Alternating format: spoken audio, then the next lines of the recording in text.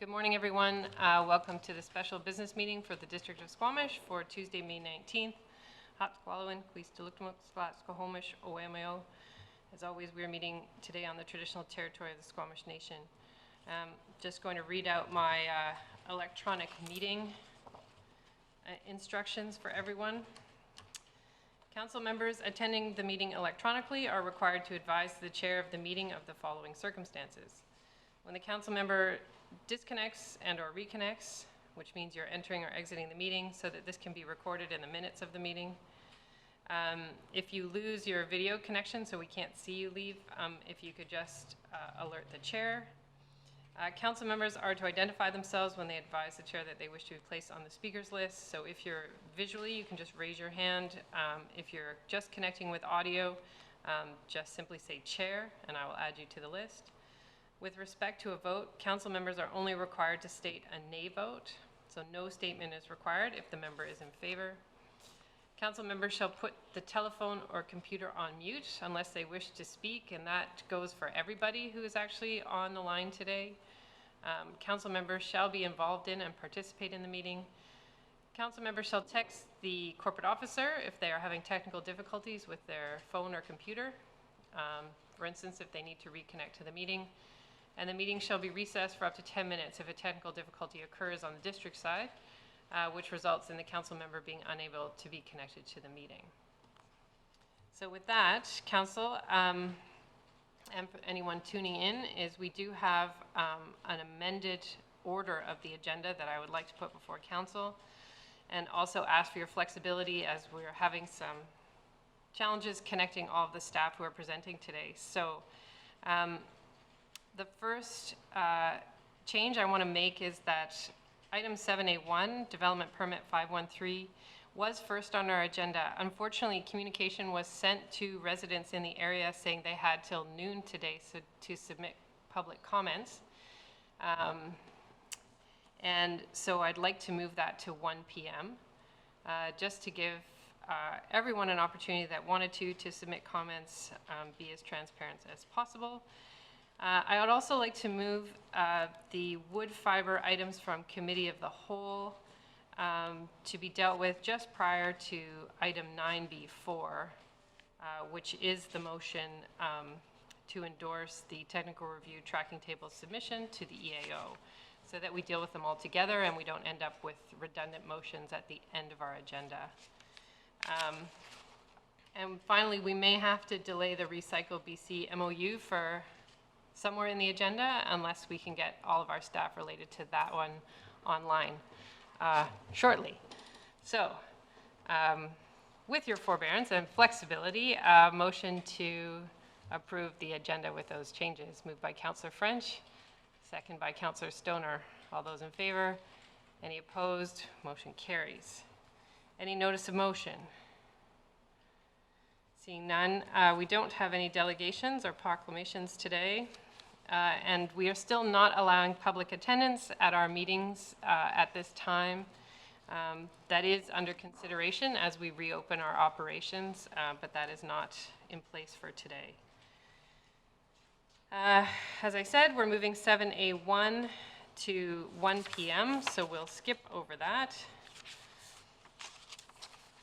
And the first up is a very quick item, 9A1, Chief Financial Officer Appointment. And this is to appoint Heather Boxrud as our Chief Financial Officer for the District of Squamish. Moved by Councillor Stoner, seconded by Councillor French. All those in favor? Opposed?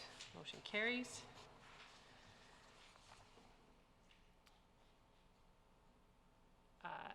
Ms. Arthurs, do we have who we need on the call yet, or are we still waiting? Okay. So I'd like to move on to 9B2, the Buckley Avenue Affordable Housing Development. Mr. Buxton. Thank you, Mayor and Council. Hopefully everyone can hear me this morning. A relatively quick item relating to building permit and servicing agreement fees for the Buckley Affordable Housing Project near the skate park. We've been working on this for a number of years. We've approved the rezoning, the development permit, the building permit is about to be issued, and we're waiting on, or Sea to Sky Community Services is waiting on the final project commitment from BC Housing. As part of a grant application back to the Community Housing Fund, I believe in 2018, we made a number of commitments with respect to fee waivers, including those for the building permit fee, which we estimated around $177,000, and a servicing agreement fee in the amount of just over $12,000. So the motions seek to waive those two amounts, as we've currently or previously indicated to BC Housing. Other items have already been waived, rezoning and other fees, and development cost charges. There are provisions in the bylaw that allow those to be waived for affordable housing projects, so that doesn't need a council motion. So that's the summary of the very brief item for Mayor and Council. If anyone has questions. Thank you for not dragging that out, Mr. Buxton. Any questions, Council? I don't see any. Oh, wait, there is a question. Thank you so much, Councillor Stoner. Go ahead. As we try to fill some time, great to see that this is coming forward. I'm curious what the timeline is for starting the actual build. Through the at this point in time, the only timeline I can give you is that the tender documents are likely to be issued before the end of May, and there'll be a 60-day period within which we will then hopefully get a response, or Sea to Sky will get a response from BC Housing. And if at that point the tender and the budget or the funding commitment from BC Housing, if those are in the same ballpark and close enough, then we would break ground probably very quickly thereafter. So that's probably a June, maybe if we're lucky, June or July groundbreaking. But we certainly need to get going in the summer months. Wonderful. Thank you. Thank you. I'll move that. Moved by Councillor Stoner. Is there a seconder? Seconded by Councillor Herford. Any comments? All those in favor? Any opposed? Motion carries. Thank you. And now we are going back to item 9A1. And Shannon White is on the line with us in a surprise early appearance in the day. Apologies for that.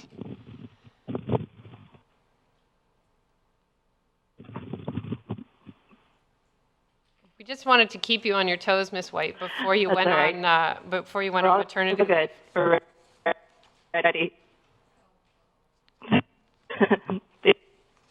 Thank you for moving around there.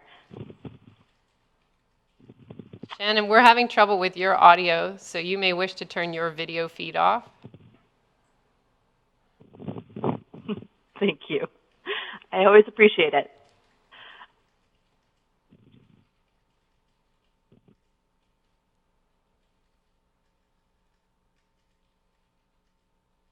Uh-oh.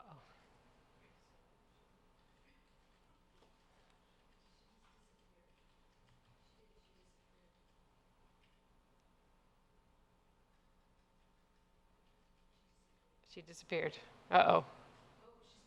Okay.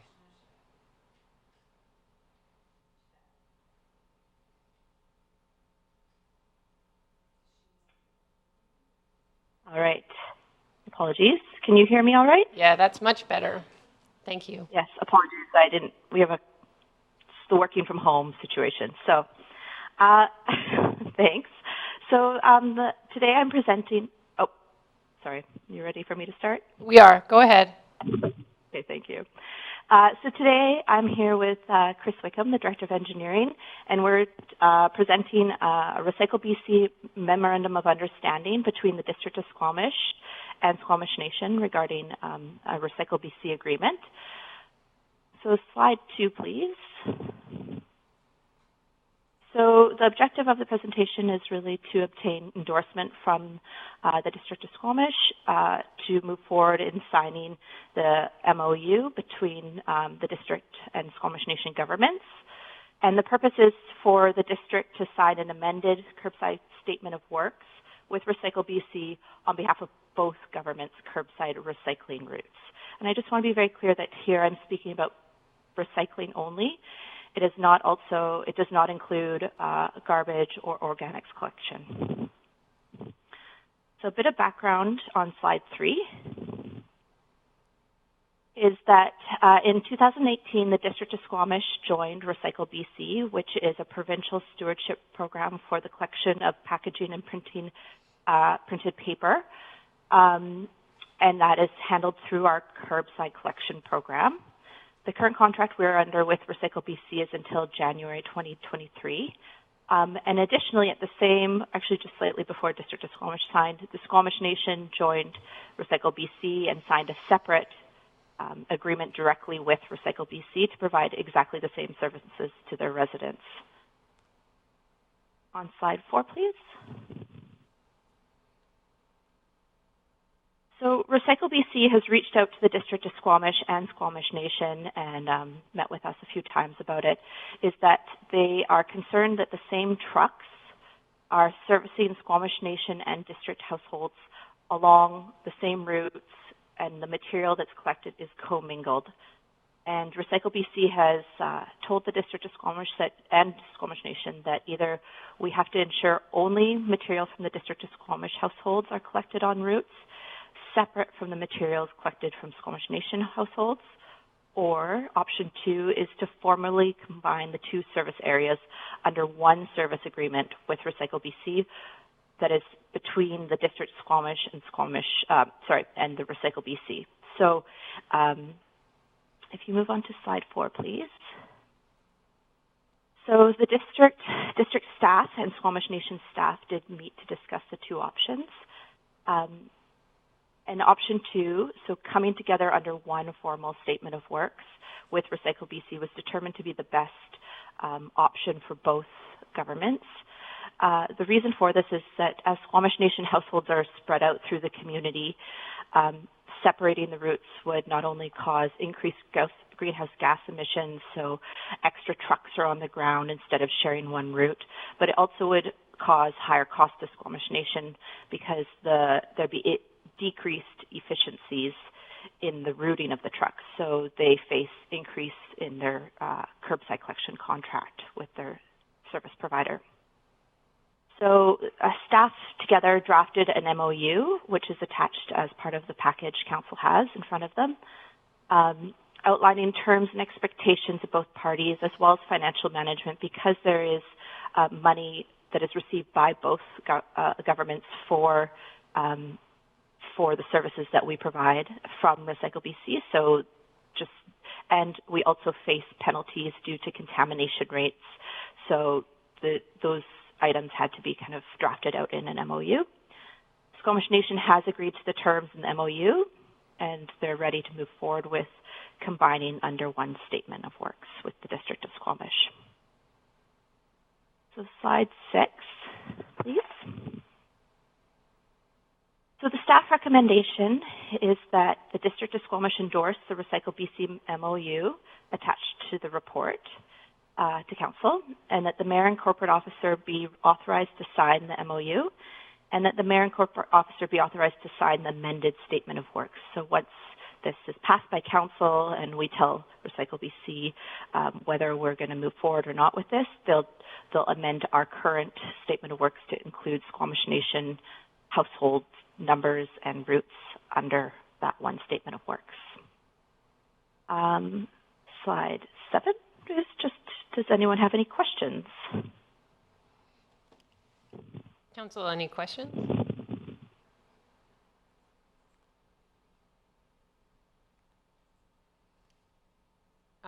I do have a question.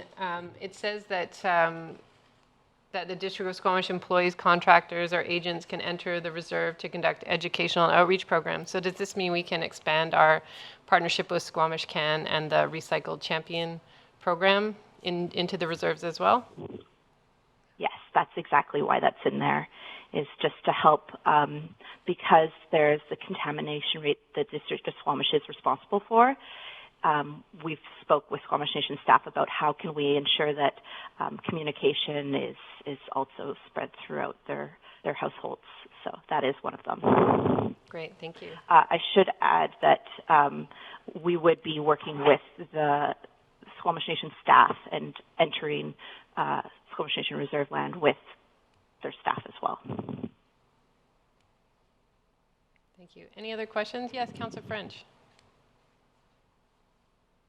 Yeah, just looking for clarity that if this was super simplified and bottom lined, basically it means no change. It's status quo and things will continue just as they traditionally have been. Is that correct? Yes, that is correct. All residents, both Squamish Nation and District of Squamish, will notice no difference. Staff see this purely as an administrative exercise that Recycle BC has required us to do. Great, thank you. Mr. Wickham, did you want to add to that? You do have to take yourself off mute. Thank you. I would just add that on the ground, absolutely no change for anybody, either in the nation or residents. Administratively, it gives us a better ability to do that, to do the educational programs. It does also mean that we, as a combined unit, are responsible for contamination rates. Squamish Nation households are a fairly small percentage of the overall, a very small percentage of the overall. But it does mean that the two governments will be working together on contamination and also held accountable together on contamination. Thank you. Anything further? All right. Does someone want to move the staff recommendation? Moved by Councillor French, seconded by Councillor Herford. Any comments? Yes, Councillor French. Yeah, just that this, I think, is yet another example of the Squamish Nation and the District of Squamish working cooperatively, bridging, working together. And I'm very happy to see this happening for a number of reasons. The fact that we're not creating extra greenhouse gases that are obviously not needed, and keeping with efficiencies that are already in place. So I'm totally in favor of this. Thank you. I'll call the question. All those in favor? Any opposed? Motion carries.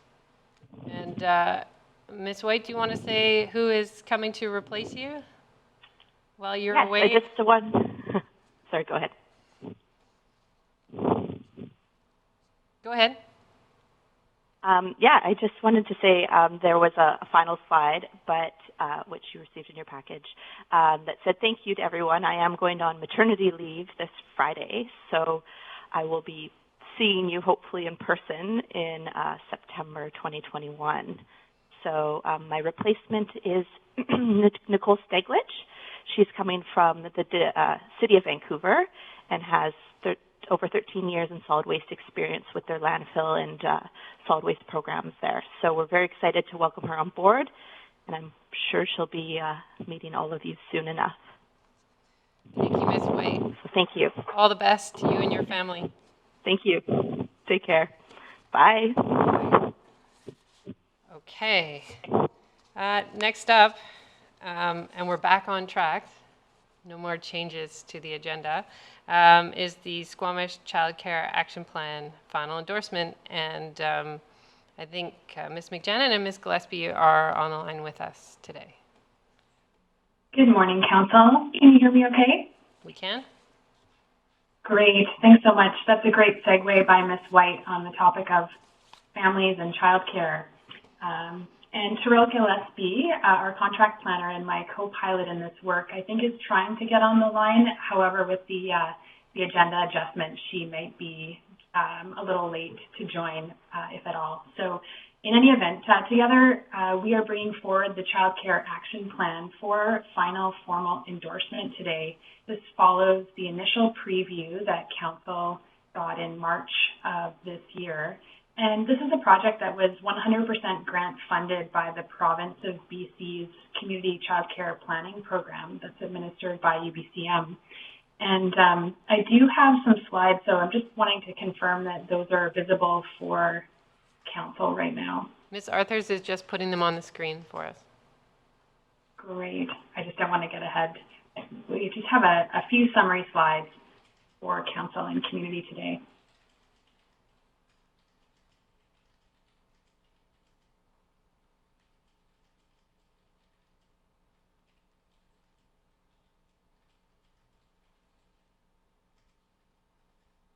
And I'll just continue with a few statements as that presentation comes up.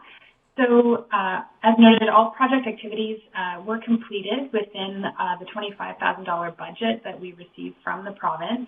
And these funds supported consultation with local agencies, child care sector partners, early childhood educators, child care providers, as well as Squamish families. And we're really grateful for the contributions of these collaborators that really enriched and informed our learning and the project work. As detailed earlier in March, this action plan is a companion document to the Child Care Needs Assessment and Strategy that was prepared by Spark BC in 2018. So Part 1 presents refined, more detailed summary of the current state of childcare in Squamish and projected future needs. And Part 2 presents tangible actions for advancing the highest priority recommendations in that child care needs assessment and strategy, with a special lens on and focus on municipal levers that we have. Our results from this project are shared with the Ministry of Children and Family Development, and they do inform future investment in child care space creation by the government of BC. So strong planning at the community level really helps to ensure that provincial investments create spaces in areas with the greatest need. Next slide, please. So we just have a few summary slides just to hit home those key learnings from the Child Care Action Plan, and wanted to reiterate that as of September 2019, our overall child care access rate was 21%. So this means that for every 100 children aged 0 to 12, there were 21 spaces. And we know this is not sufficient, and child care spaces have not kept pace with growth in the community, and that by age group, child care access is lowest for infants and toddlers, as well as school-age children. So this is an important focus for us going forward. Next slide, please. We really got a lot of interest in this infographic, and this presented a different way. This really hits home that licensed full-time care is available for only 1 in 5 kids aged 12 to 30 months in Squamish, and that we have licensed full-time spaces for fewer than half of kids aged 3 to 5 as well. Only enough spaces for 1 in 10 school-age kids. So we have some work to do. Next slide, please. This is a summary slide just highlighting that to meet our OCP objective for accessible, affordable childcare that meets the demand in the community, we've affirmed through this action plan a reach target of 30%. So we're aiming for to increase the access rate from the current 21% to 30% by 2029 in the next 10 years. And this will require 720 new licensed childcare spaces. That's 72 per year over the next 10 years, which equates to approximately 85 new infant toddler spaces, 455 preschool age spaces, and 180 school age spaces for essentially before and after care. And so a really concerted effort will be required on the part of the district, working in concert with the development community and the community at large and operators to integrate new child care amenity spaces and boost our planning and coordination across all of our municipal service areas, so particularly in planning and recreation and facilities. And then, of course, the partnership work with the school district is critical for our long-term child care planning and integration of early learning spaces across the community. Next slide, please. So, of the 44 actions in the larger Squamish Child Care Needs Assessment and Strategy, the action plan work that we've been doing over the last 12 months focuses on these 5 tangible action strategies for advancing those high priority recommendations. So they include creating amenity-based creation guidelines and working towards affordable housing for educators through our perpetually affordable housing policy. Also to continue to update district processes and resources to better facilitate childcare creation, and also to look towards more improved middle years programming and things like childminding that the district can integrate within our own recreation and facility planning.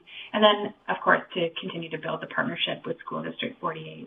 So on the resourcing side, these actions will be advanced with planning and recreation services work plans in our operational budgets. And we will also look towards as needed special project budget proposals for council consideration through the future budget process. But a lot of this work is actually just happening through our current operational plans. Next slide, thank you. So with that, we present 2 recommendations today. Firstly, that the District of Squamish endorse the final Squamish Child Care Action Plan dated May 19th, 2020 and attached to the report on the agenda. And we've added a second recommendation that in concert with the province of BC proclamation attached to the report, that the district proclaim May 2020 as Child Care Month and May 21st, 2020 as Child Care Provider Appreciation Day in recognition care is a vital community service that supports healthy families and a healthy economy. And just a final note on that second resolution and recommendation, it was really serendipitous. We actually received the Child Care Month proclamation by the province, and it just was quite timely as we're wrapping up the action plan and grant activities. So with that, I'm happy to take any questions, and thank you for your attention. Thank you, Ms. McJanet. Council. Councillor Anderson. Thank you. During the presentation on March 10th, I recall making the observation with respect to building partnerships between the district and the school district that we should be going back to the future, and it seems that that's what the report indicates, at least for long term. For the short term, the report points out that school space, there are many constraints facing school space, but under long term, there's discussion of future community schools. And I'll just read it briefly. When a new school is under consideration to meet the needs of Squamish's growing population, a community school should be considered. Community schools allow for use of space in the school for community purposes.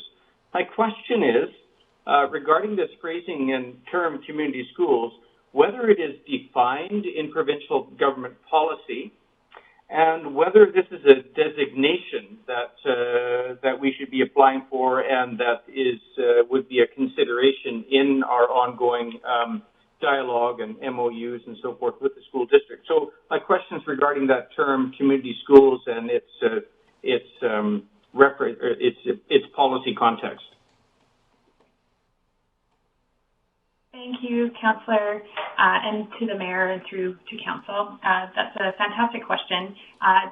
In our consultations with the school district and discussion around the community school model, likely there is a very defined community school definition held by the school district. I actually haven't seen it per se, but I am aware that there are community school agreements in place.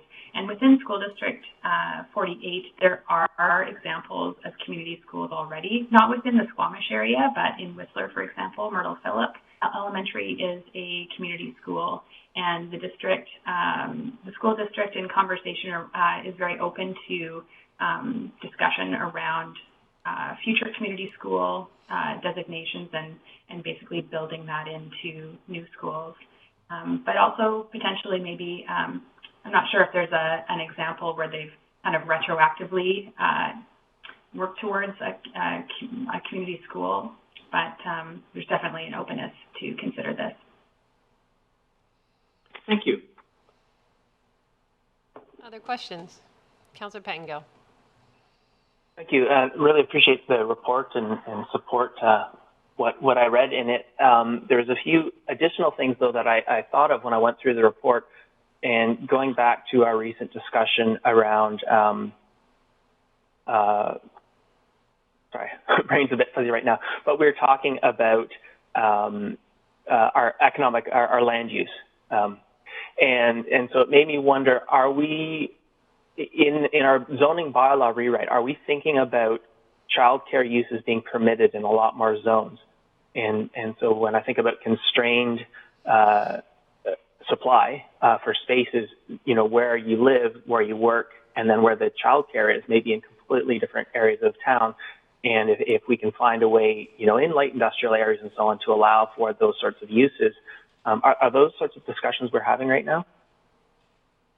Thank you. And through the mayor, absolutely. And this is actually something that I'm doing a lot of close review on, because we do have an application, an active application for consideration of childcare facilities. So in the action plan, we had a really close look at the types of childcares within the community and where they exist. And the interplay kind of between, for example, residential versus non-residential childcare facilities. Childcare facilities right now are, interestingly, allowed in multi-unit zones. They're allowed within the university campus lands. They're allowed within commercial zones, but not necessarily in single detached or duplex zones, for example.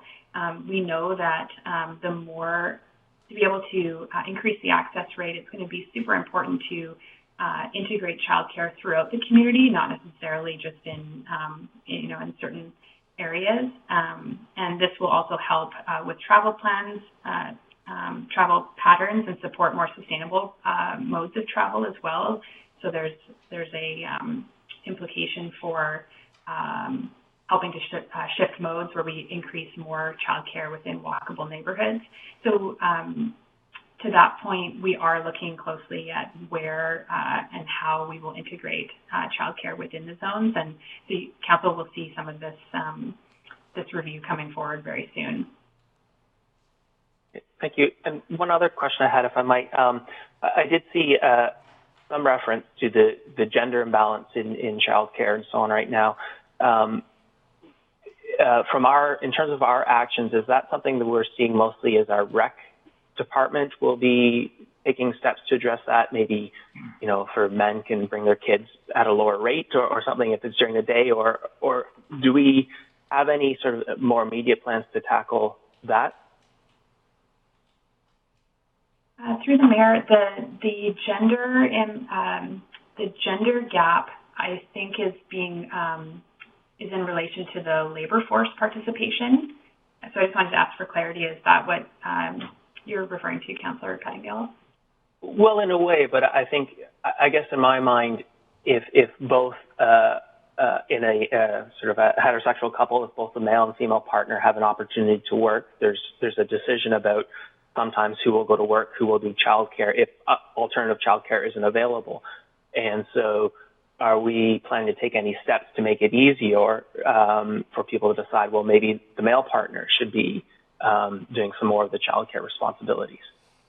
And, for example, adjusting fees or that sort of thing. Thank you. I think the focus really has been around just increasing the overall access rate and the number of spaces provided.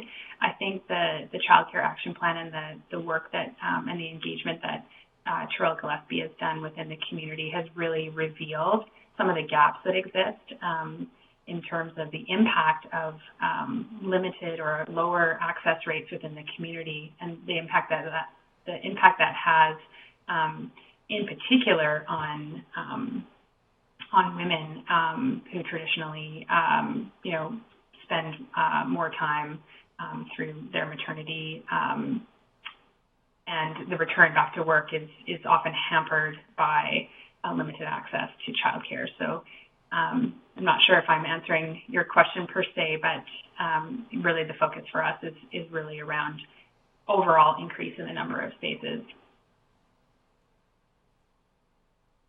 That will help everyone, all families. Are you done, Councillor Pettengill? Councillor Race? Thank you. I was just curious where the 30% number came from as being the goal. Does that cover the demand, or is it what we think is just an achievable goal and there is further demand beyond that? Thank you for that question. Early on, we did do a scan of childcare action or access rates in different municipalities across Canada, and so that review highlighted that, for example, in Metro Vancouver, a lot of the Metro Van municipalities have a rate kind of closer, hovering between 18% to, say, 25% or 27%, I believe, in the District of West Vancouver, for example. I see Terrell's on the call too, so she can help add to these statements. And then certainly in other parts of the country, for example, in Quebec, the access rate is much higher. So, so an access rate of 30% was selected as something that was gauged to be achievable. It's a reach target. It's definitely, it's going to take a lot to get to a 30% rate, but we do want to track that rate over time. We know that 21% is insufficient based on the qualitative, based on the fact that we have all childcare facilities in Squamish have huge wait lists, and they've been maintaining large wait lists for many, many years, and based on the response from families that there's huge challenges in acquiring childcare space. So we know 21% is not enough. 30% was determined to be a reasonable reach. Terrell, is there anything you'd like to add on that? Just that we do know for certain age groups in Squamish, we already have a higher than 30% access rate. And so I think that 30% it's a tricky one. It's probably more on the achievable side than necessarily meeting, I think, all of the need, especially for younger age groups. It'll be interesting to see as different provinces, different cities across BC have completed their action plans now. It'll be interesting to see where their targets are coming in at. We already know on Sunshine Coast, for example, it's been set much, much higher targets.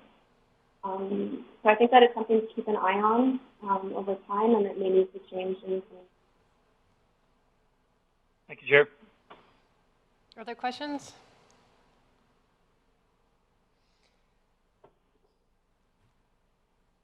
I have a few. But first I want to say that this is probably one of the most human, and Toral's left, heartfelt reports that I've seen in council. The way that you incorporated quotes, even your introduction to the report, Ms. Gillespie, just really speaks to how human this need is and how much it impacts people, not just financially, but emotionally, and how strongly parents feel about finding quality care for their children, and how hard it is when you feel like you are putting that second when you need to return to work for financial reasons. And I think that comes through in the report. So I wanted to thank you for sort of humanizing that part of this discussion. I know I passed this on to Ms. McJennet, but we did have a living wage calculation done, I believe, in 2017. So that's something that we could go back to and incorporate into the report. That's there. I guess my question is, Councillor Race just referred to 30% being attainable, but that means creating 425 new spaces by next year, which seems incredibly unattainable. And I wondered if, through your discussions at the table and these sort of highlighted areas for action, whether we think this will be always a number we're trying to catch up to, or whether through provincial funding we might actually get close to it in the next few years. start, and then I invite Terrell to join me. I just want to clarify too the 455 preschool age spaces that we're trying to achieve. That's the aggregate over the 10 years.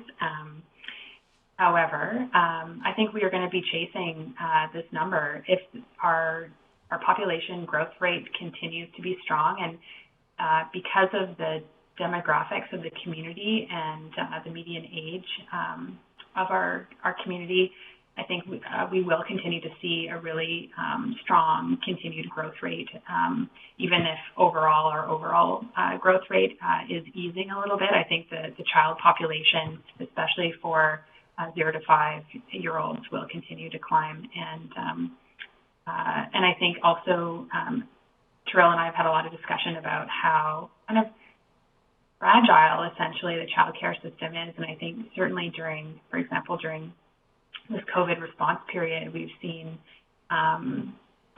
just a lot of adjustments needed and closures. And I think it will be interesting to see coming out of COVID what our baseline is. So we may have lost some ground for childcare provision during this period. So we'll see what the licensing and reopening plans are.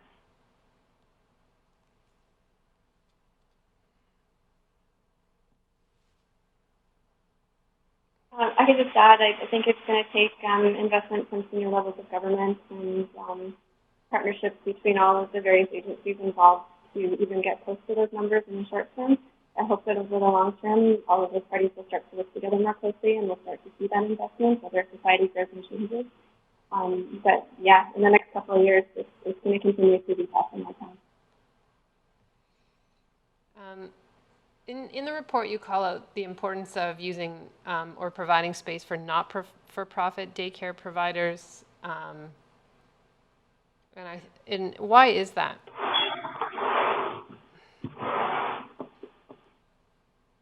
Terrell, do you want to take a stab at this response initially? Sure, I can start. Sarah, please add on though. When it comes to looking at that affordability piece, when there's a not-for-profit provider involved, there can be greater provisions to make those spaces more affordable for more families. That could get into, that's probably the biggest piece. Sarah, do you want to add to that? Yeah, it's something that I think deserves some more discussion in the coming years, just around helping to support childcare operators to find, perhaps to incorporate in a nonprofit so that they can access space that may be secured and provided to nonprofits within the community. I think it's something that on the affordability front, we have we can secure the use for the childcare space in private developments, but it becomes very hard to sort of set lease rates and things like that to maintain affordability. Really, a lot of communities, the main way that they are able to help support more affordability of space is by sort of co-locating and securing the space, having it dedicated as a amenity to the community and then leased out to nonprofits. We've seen that in a lot of other communities. So at the table, I imagine you had for-profit daycare providers as well. Do they not have a problem accessing space?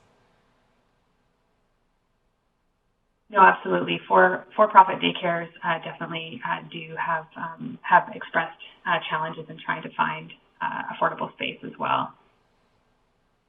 So there is potentially room for both. Absolutely.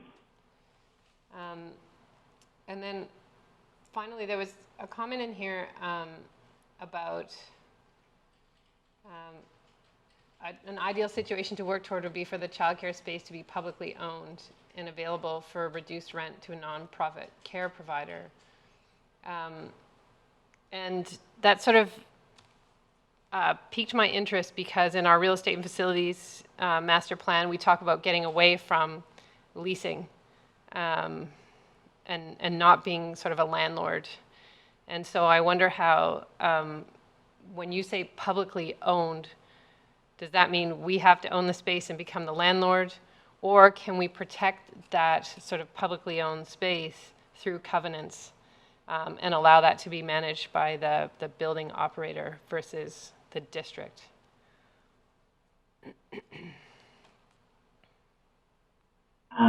I think that, so through to council, I think that the provision of childcare space in public facilities is sort of a philosophy and extension of other types of sort of public amenities. And so the ability to have dedicated space and leased out, I think, does require operationally a little bit more resourcing on the part of a municipality, but it does enable very close control of that space and that facility. And often there's such high benefit to co-locating those spaces in with other civic facilities that it's a real natural fit from a locational aspect as well. The real estate master plan and strategy, I think, is also the recommendation around holding back from or avoiding leasing space out, I think is also in light of kind of where we are with the overall picture for Squamish in terms of a lot of our infrastructure kind of reaching the end of its useful life. And so at this point in time, my sense is that the recommendation around not leasing and looking for other avenues to partner, that's a product of kind of where we are within the district. Okay, so you're speaking specifically to public buildings like Municipal Hall or a new Brennan Park, that sort of thing. The comment on page 28 doesn't make that clear. It talks about just securing space. And it sounds like we want to make them in any development that is quite large. And it talks about the mix of sort of classrooms to make it affordable. But I think it should be clarified that they're potentially in private buildings, not in publicly owned buildings. I don't have any problem with putting daycare in the buildings that we own as we redevelop them, but it's the private buildings that I struggle with a bit, that we become landlords in someone else's building. So if you could just clarify what you mean by publicly owned, that would be helpful. Absolutely. Thank you. Any other questions, Council?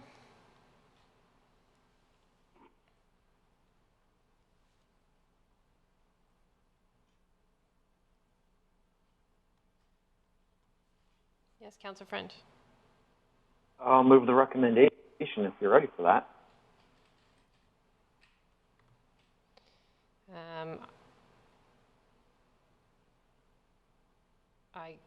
I don't see any other questions. So, moved by Councillor French that we endorse the Squamish Childcare Action Plan, and that are you moving both that and the proclamation request? Sure. And that we declare May 2020 as Child Care Month and May 21st, which is 2 days from now, as Child Care Provider Appreciation Day. That is moved by Councillor French, seconded by Councillor Herford. Any comments? Yes, Councillor French, and then Councillor Stoner, and then Councillor Herford. So after reading through the document this time around, I asked myself, is this a useful report for developers? And granted, I maybe don't have the qualifications to make this conclusion. I did conclude that it is. And I see a real role for developers in partnership with the district to open up new spaces for childcare, and it's definitely something that we, as a council, can take on and really push to help bring about new spaces. And this issue is definitely important to me. My children had excellent daycare, and I want all families to have the kind of daycare experience that we had. And I think that this particular document is definitely one step in getting us closer to that. And it's very appropriate that we're making the declaration of the Appreciation Day and Child Care Month. I absolutely support those two initiatives. Thank you. Thank you, Councillor French. Councillor Stoner? Thank you, through the chair. I want to reiterate the mayor's comments about the personal tone to this report. A huge thanks to Ms. Gillespie for writing it in the narrative that she has done. It makes it approachable, it makes it understandable. And the quotes are just like very heartbreaking in some ways. The one on page 16 is, I've been on wait lists in Squamish since pregnancy. It was shocking to me that nothing opened up before I went back to work. And now my son is in full-time daycare in West Van and the commute is challenging.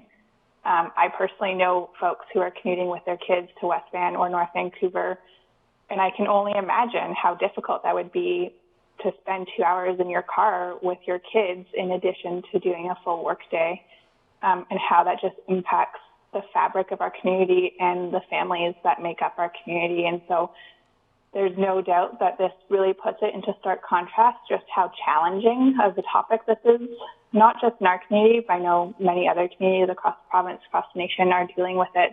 But I think this puts us in a really good position to advocate really strongly to other levels of government, to work with the folks in our community, such as developers and others, to find creative ways to make sure that we're starting to fill this gap.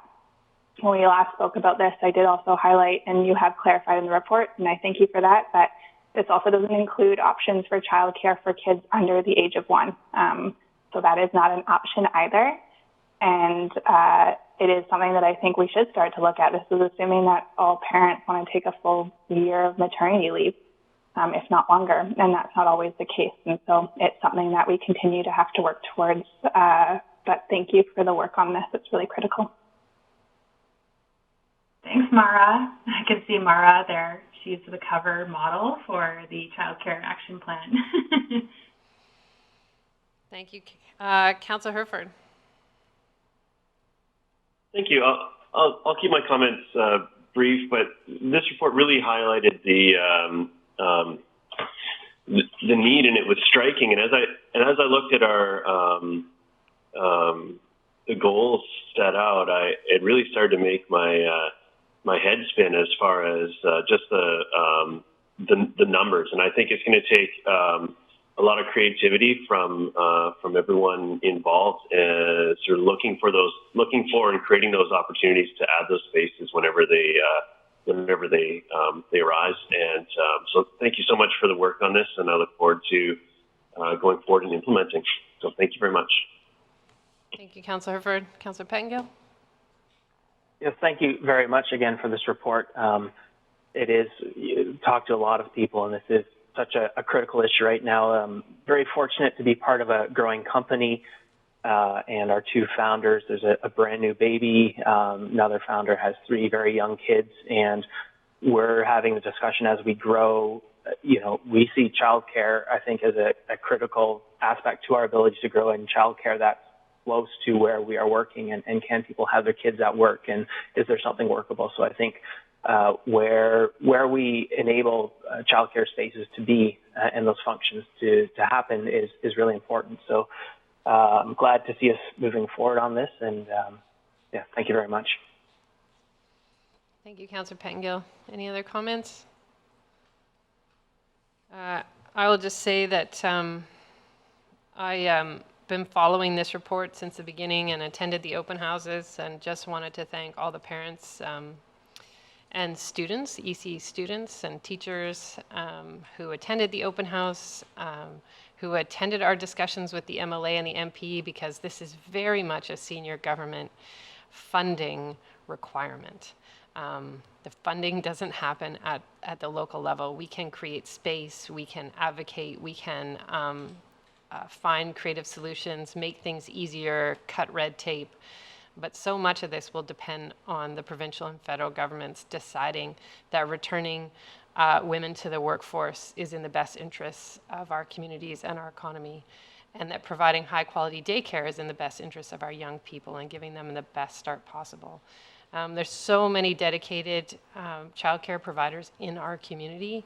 They are unsung heroes, and we can see through the COVID pandemic that our essential workers have been and undervalued, and that is the case here. I think finding and creating more affordable housing is another key to solving this problem.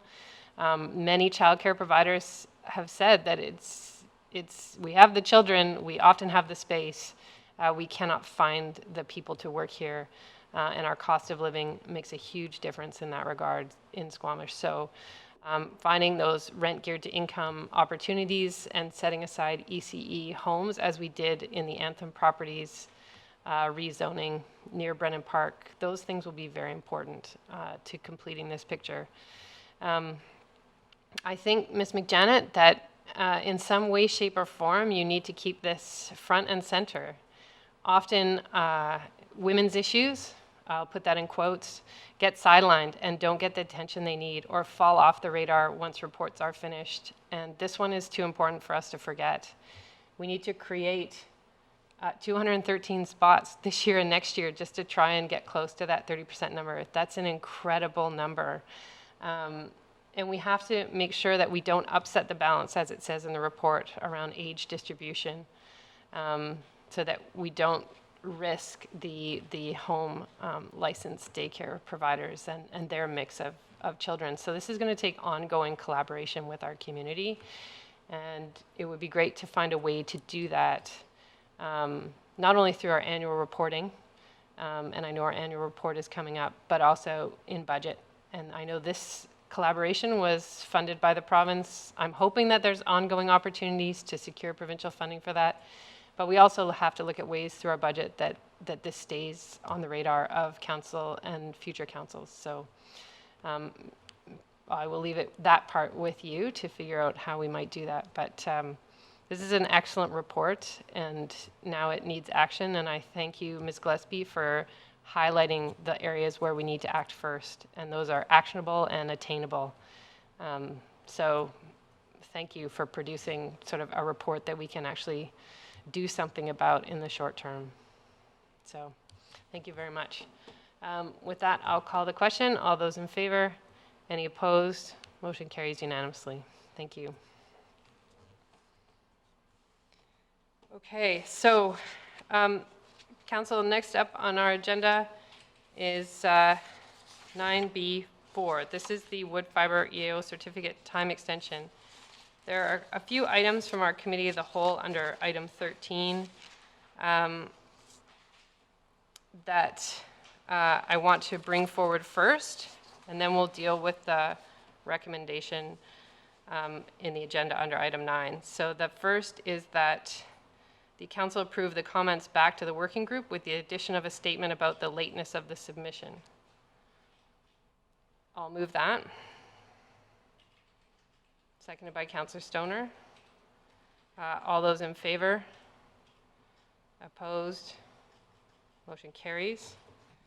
And then there is the recommendation to include the resolution put forward by Councillor Stoner at Committee of the Whole with our response to wood fibers extension for their EA certificate, or append it to our feedback. Moved by Councillor Stoner. Is there a seconder? Seconded by Councillor Pettengill. All those in favor? Any opposed? Councillor Race opposes. Councillor French opposes. Councillor Anderson opposes. Motion carries. So now we'll go back to item 9B4 and deal with this as a whole. That council endorse the wood fiber LNG certificate extension request, technical review tracking table submission to the Environmental Assessment Office as presented May 19th, 2020. And I just have a question through to Councillor Stoner. Mr. Buxton did include your resolution as part of the table. And I didn't know whether you intended for the resolution to be part of the table or as an appendix to the table.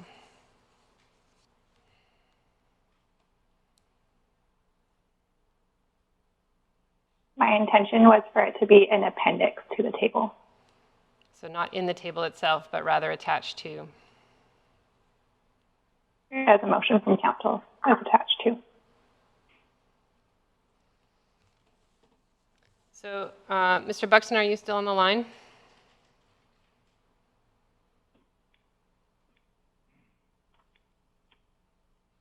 Yes, I am. So, Ms. Arthurs, do I have to have a motion to remove it from the table and attach it as a separate appendix? That would give council the ability to vote on the table of feedback separate to the motion. So, get a motion to that effect? Okay. Councillor Stoner? I'll move that we separate the motion from council and add it as an appendix to our comments.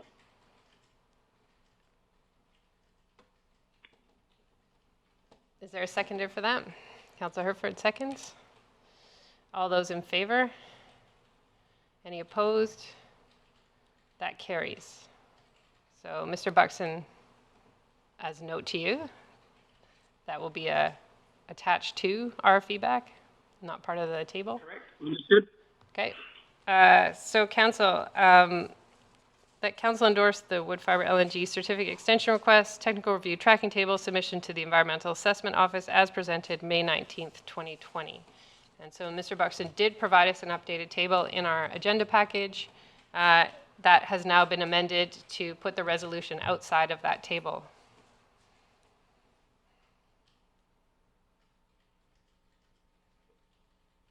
Councillor Race.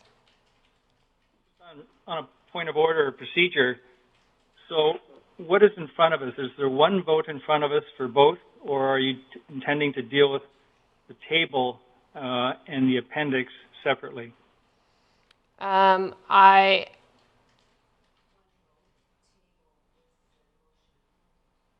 vote, our corporate officer says, with the table and the motion appended.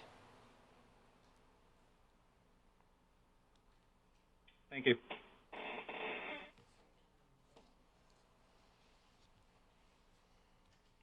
Does someone want to move this motion? And so what it will look like is the table with the comments and then the motion from Councillor Stoner appended. I'll move that. Seconded by Councillor Stoner. Are there any comments? Councillor French, Councillor Race, Councillor Stoner. Thank you. I won't be supporting this motion, and the most concerning thing for me about this move is the message that it sends to industrial operators thinking about relocating here or starting up in Squamish. We're essentially telling a business that has federal approval, provincial approval, Squamish Nation support, and property that's appropriately zoned that they're not welcome here. Anyone thinking of bringing an industrial operation here is now probably looking at Pemberton, Langley, Prince Rupert, or some other location around the province.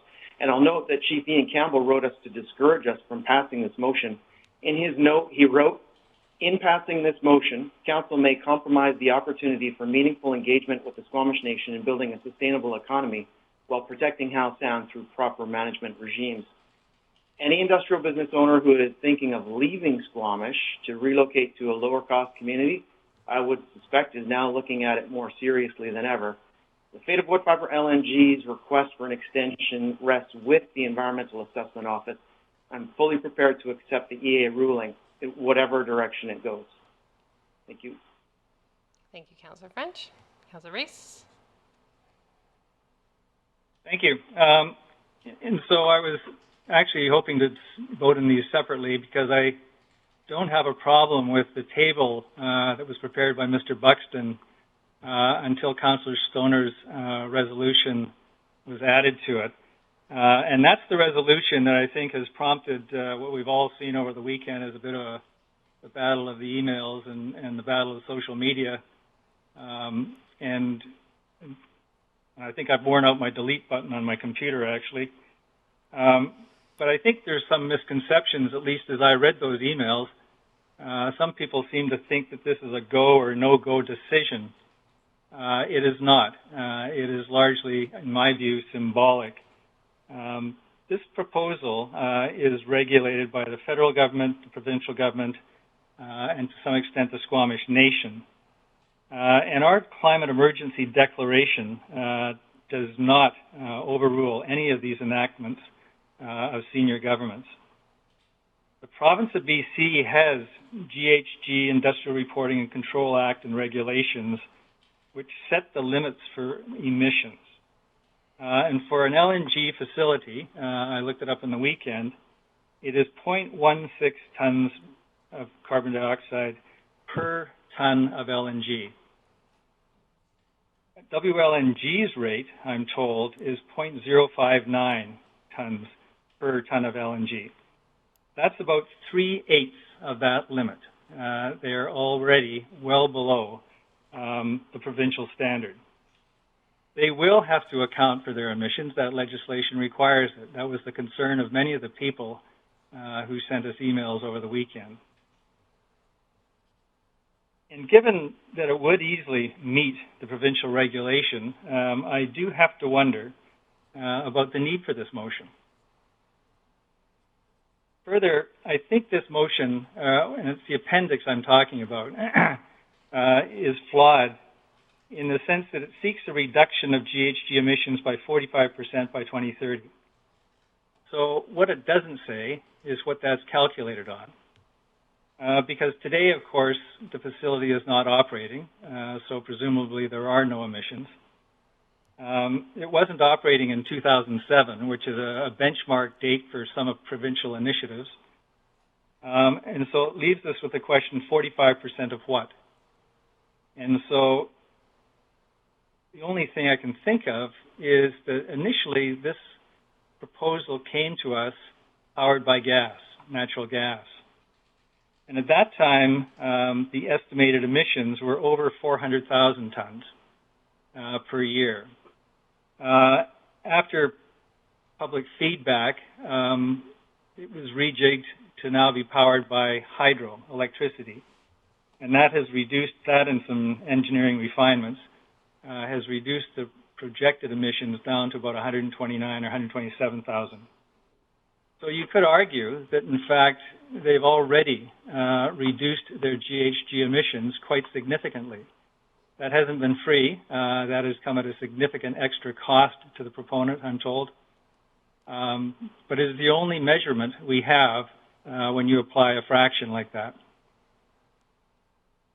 The motion also proposes net zero emissions by 2050, which I'll suggest is entirely unrealistic for an energy project, except perhaps nuclear energy, which is not the discussion point here. And it is, from my perspective, not the way the federal and provincial governments are proceeding in their review of projects. They also have adopted these standards, but they're looking rather at a balance over an entire economy rather than focusing on a site-by-site adherence to that number. And finally, this resolution compares WLNG to the District of Squamish emissions. And the District of Squamish is a small town of 20,000 people, and it's hardly a reasonable comparison to an energy project, a major energy project. What this motion and discussion does, for me at least, is to raise some questions about how we are going to apply our declaration of a climate emergency over time. Are we going to apply the same standards to other sectors of our economy? Or are we just picking on one business? But I will not be supporting this. Unfortunately, this got tied into the whole thing, so I'm now voting against the entire comment back to the EA office. Thank you. Thank you, Councillor Race. Councillor Stoner. Thank you. Through the chair, I will be supporting the motion that is in front of us. And I appreciate all the feedback that we have received over the weekend and since this motion was originally tabled last week. So Ray said it has been fast and furious. I think there's been well over 250 emails at my last counting. So appreciate folks who have participated in this discussion and recognize that this is a challenging issue for our community and more broadly. As Councillor Race noted, this is not a go, no-go decision. We are not the regulator here. We're simply participating in a process that has been outlined, and we're taking that opportunity as it is afforded to us. I think it's really important to use that opportunity to hold our provincial and federal governments accountable to the regulatory and legislated emission standards that they have set through the Clean BC plan. The federal government has declared a climate emergency. And so this is our ability to, yes, our specific regulatory components around our climate emergency, our community climate action plan do not supersede the province, but the province themselves have established legislative targets for GHG emissions reductions. And I think that's important to outline how this project now fits into that bigger picture. In terms of how we hold this industry accountable with all the others, I think that, as I mentioned in my earlier comments when I first tabled this, this is not picking on one industry. This is a standard that we are now looking that we have to live to by 2050 across the board. We need to be at net zero by 2050. Scientists, IPCC have told us that. And so this is about starting that conversation. What is the plan that you're going to have in place? We've been having this conversation with our construction industry for years as we move them along the step code and what the future of the step code is going to look like. So to say that this is singling out a single industry is not fair. Subsequent to that, we've seen big moves in this field to get companies to net zero. BP in February made a statement that commits them to net zero operations by 2050. And so when you have a company of that size committing to net zero by 2050 and you have Woodfibre saying that they can't, I don't see how those two fit together. I think it just means that they're trying to get off the hook and that we are giving them time here to figure out a plan to achieve net zero by 2050. And there's nothing off the table in terms of how they could do that. It might look like buying carbon offsets. It might look like partnering with carbon engineering and sinking some of the GHGs that they're putting in the atmosphere. There are options on the table, and what we're looking for is for innovative companies to be coming to the table and talking about how we reach that goal that we know we need to achieve of net zero by 2050. So I'm happy to support this motion. Thank you. Thank you, Councillor Stoner. I have Councillor Anderson now, and then Councillor Pettengill. Thank you. I will not be supporting the resolution, and I will not be supporting the submission of the package now with the resolution attached as proposed.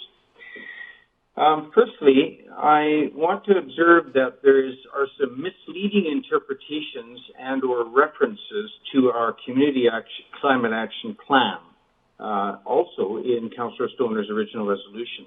In particular, the comparison of district and proposed Woodfibre LNG GHG emissions is misleading when it avoids discussion of, in particular, the Scope 3 emissions, which is a vast, big bar at the bottom of the graphic. And I am also concerned about damage to perceptions about our community. And these misperceptions would not be in our interest. They're not in the self-declared interest of the Squamish Nation with respect to economic development and community infrastructure dollar support from senior government, for example. We have experienced indications of confusion around what we stand for and what we're about here in the community of Squamish. Those may have implications. I do agree with the statement from an Aboriginal business organization in their letter to us that Council will be establishing a precedent that could discourage new investment in the community. I do believe this is true. I will also broadly suggest that as environmentalists, we must be careful about targeting our efforts and avoid distraction from not only climate action tactics that are within our means and for which we have levers, but also from community goals and needs. We have many community goals and needs, some big ones. We've discussed them some this morning. Local jobs is referred to as a climate action strategy in both our official community plan and in the community action or climate action plan. Long distance commuting, embodied energy in our buildings, resiliency in our buildings. These are large fields for improvement that we don't yet have measurement for.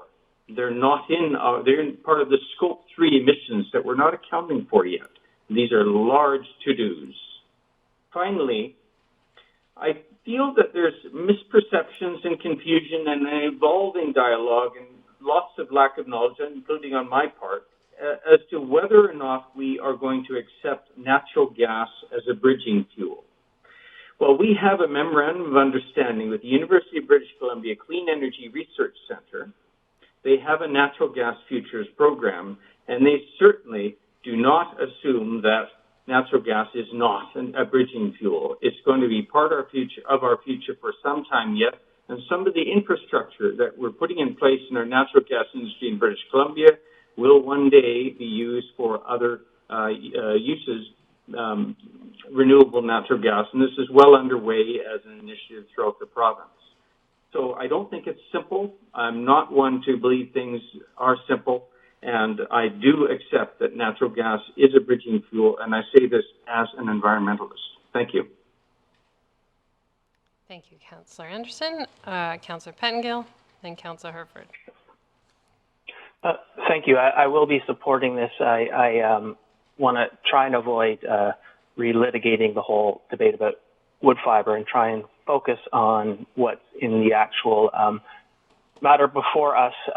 Do want to touch on, though, because it has been raised. I see this as something as reinforcing our target sectors, reinforcing our move and focus on green tech. And I think this is something that will show those sorts of businesses that we are serious about making that kind of business happen and seeing investment and making opportunity there.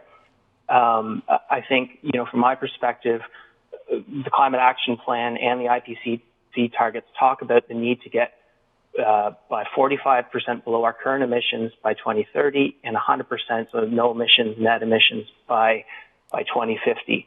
And our plan acknowledges that we don't know, we're not able to count all the things yet, and it acknowledges that we don't quite have a plan for everything yet. But I think we still do need to call out that 45% and subsequently 100% are necessary for our survival. And so anything that comes along, any new project that comes along, this needs to be part of the discussion. And we need to look at our existing buildings too, and retrofitting programs that will employ people. How do we deal with these sorts of things? So I think this is a critical piece of the discussion. I just want to add, I found myself over the weekend, really appreciate all the correspondence we got.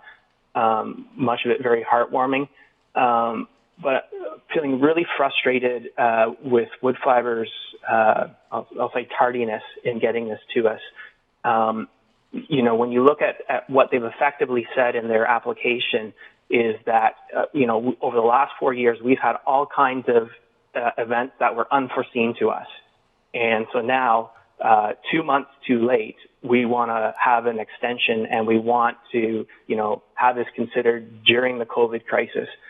And when I think about, I think we are disputing that those events, or many of them, were unforeseen. But setting that aside, what does that say about risk mitigation of this company?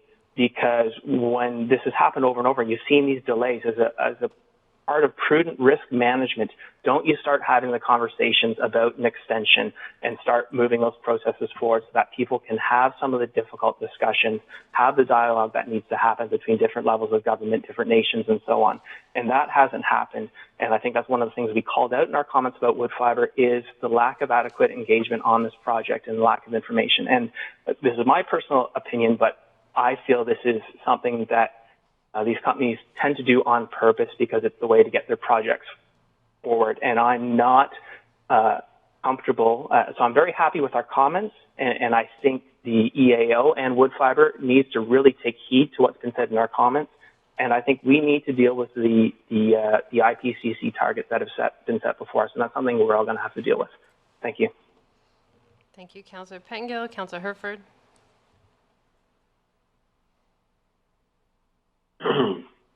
Thank you. I'd like to start by, I would have preferred that we split the table, the discussion of the feedback and this resolution separately, because I'm proud of us as a council to arrive unanimously at the feedback that was arrived at that table, and I want to make sure that that feedback and the strength of that feedback gets through. But I'm happy to support this in its entirety.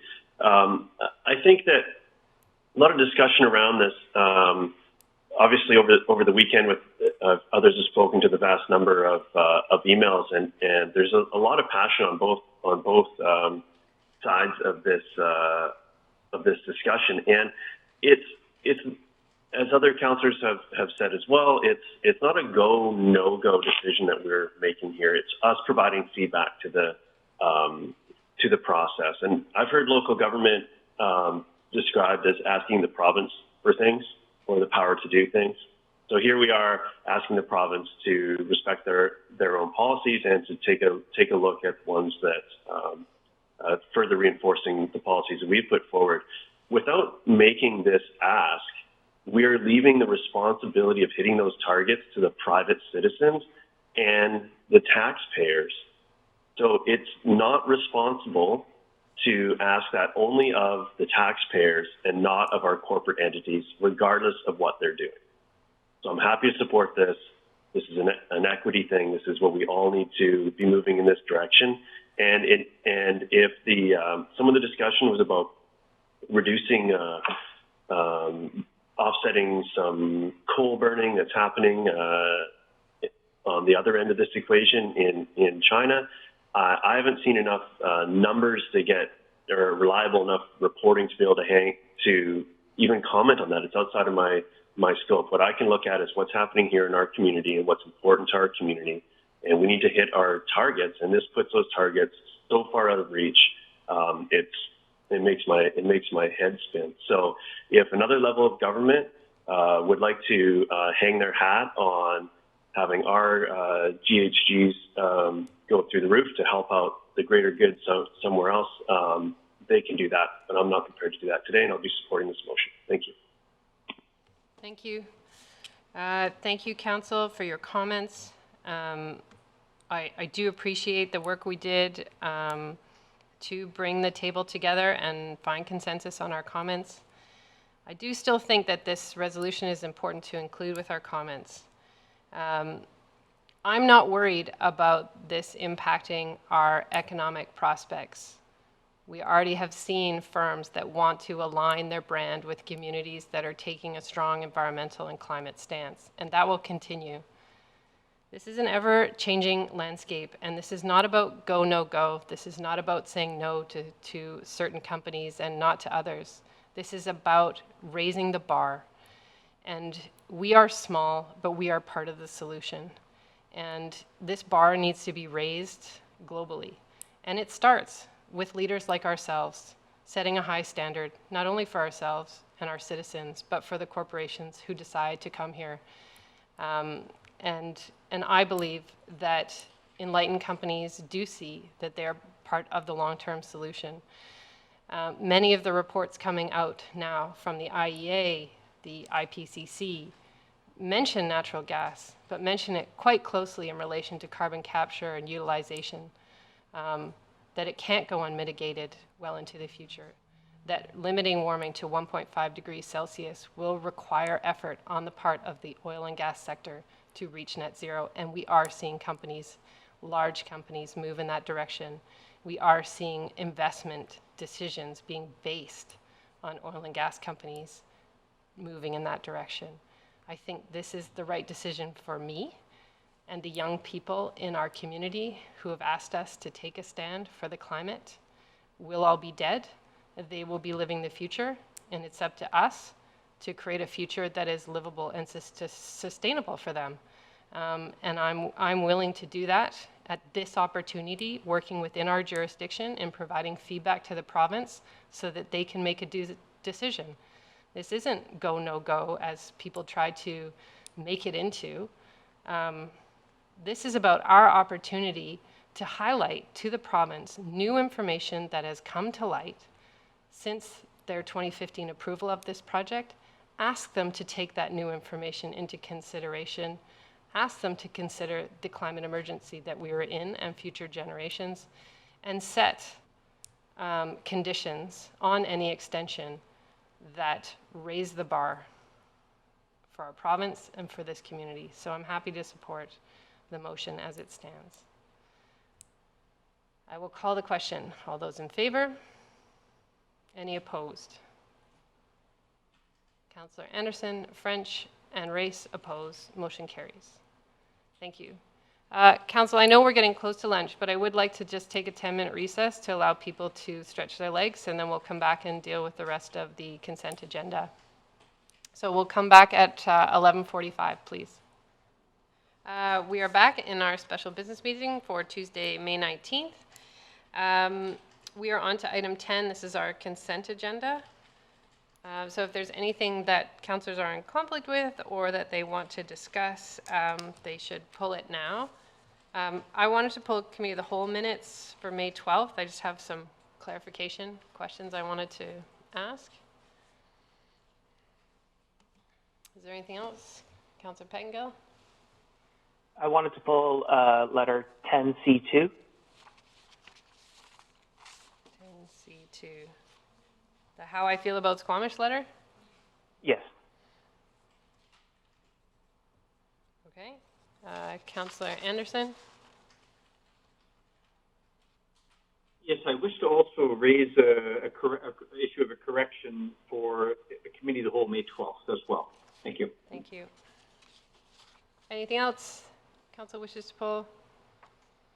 Okay, so we will deal with the letter under 12 and the minutes under 13. So motion to approve the consent agenda with those items removed. Moved by Councillor Stoner, seconded by Councillor French. All those in favor? Opposed? Motion carries. So we're on to correspondence action requested. The first is from D. Schaefer, Stick and Stone Cannabis Letter of Support. This is an ask that we send a letter to Minister Eby with regard to online payment and delivery of cannabis projects. So, Council, your options are to send a letter or not send a letter, or just move receipt.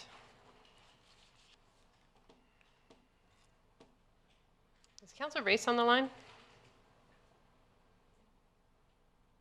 Sorry, I was muted. Okay, all right, good to see you.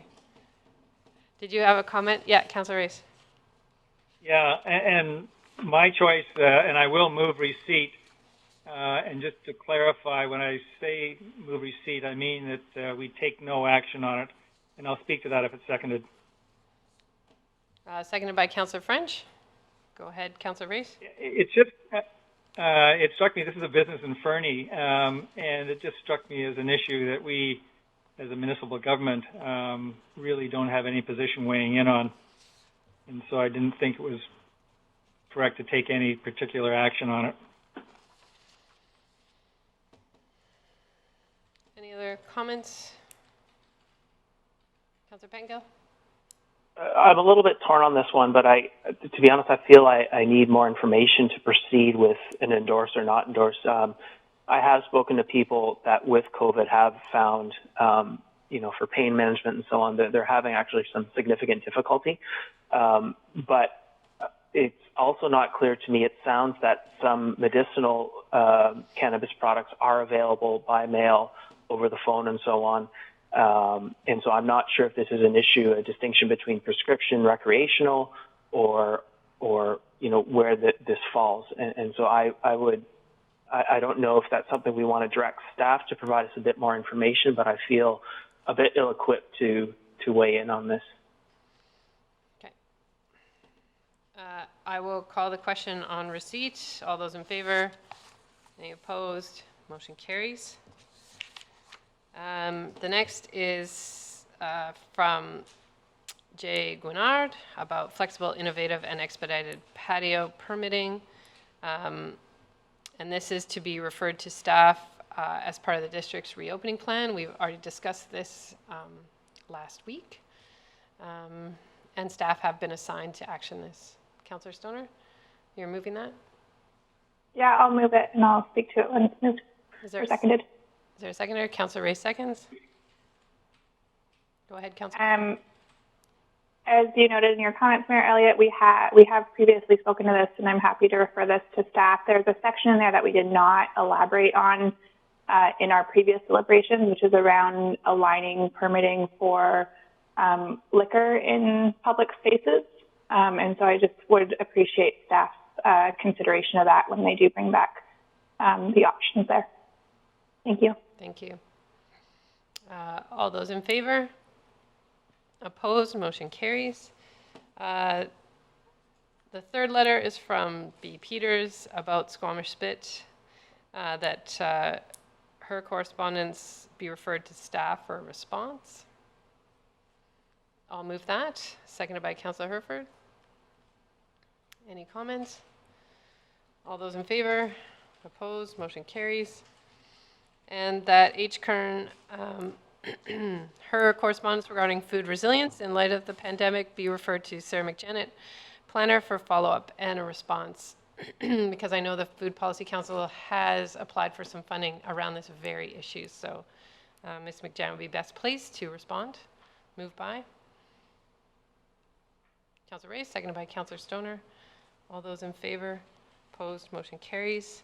Councillor Pettengill, your letter would be dealt with here. Yes, thank you. So just want to publicly say to Saleha, thank you very much for the letter. I spent a lot of time responding. It really wonderful and fascinating to hear things from an 8-year-old's perspective and how they see and interpret some of the decisions we're making. I think values-wise, in terms of protecting the animals, protecting the environment, I find myself very much aligned with Saleha. And so I spent some time doing my best to explain why, when I have those values, I think it is important to look at some density and look at infill development.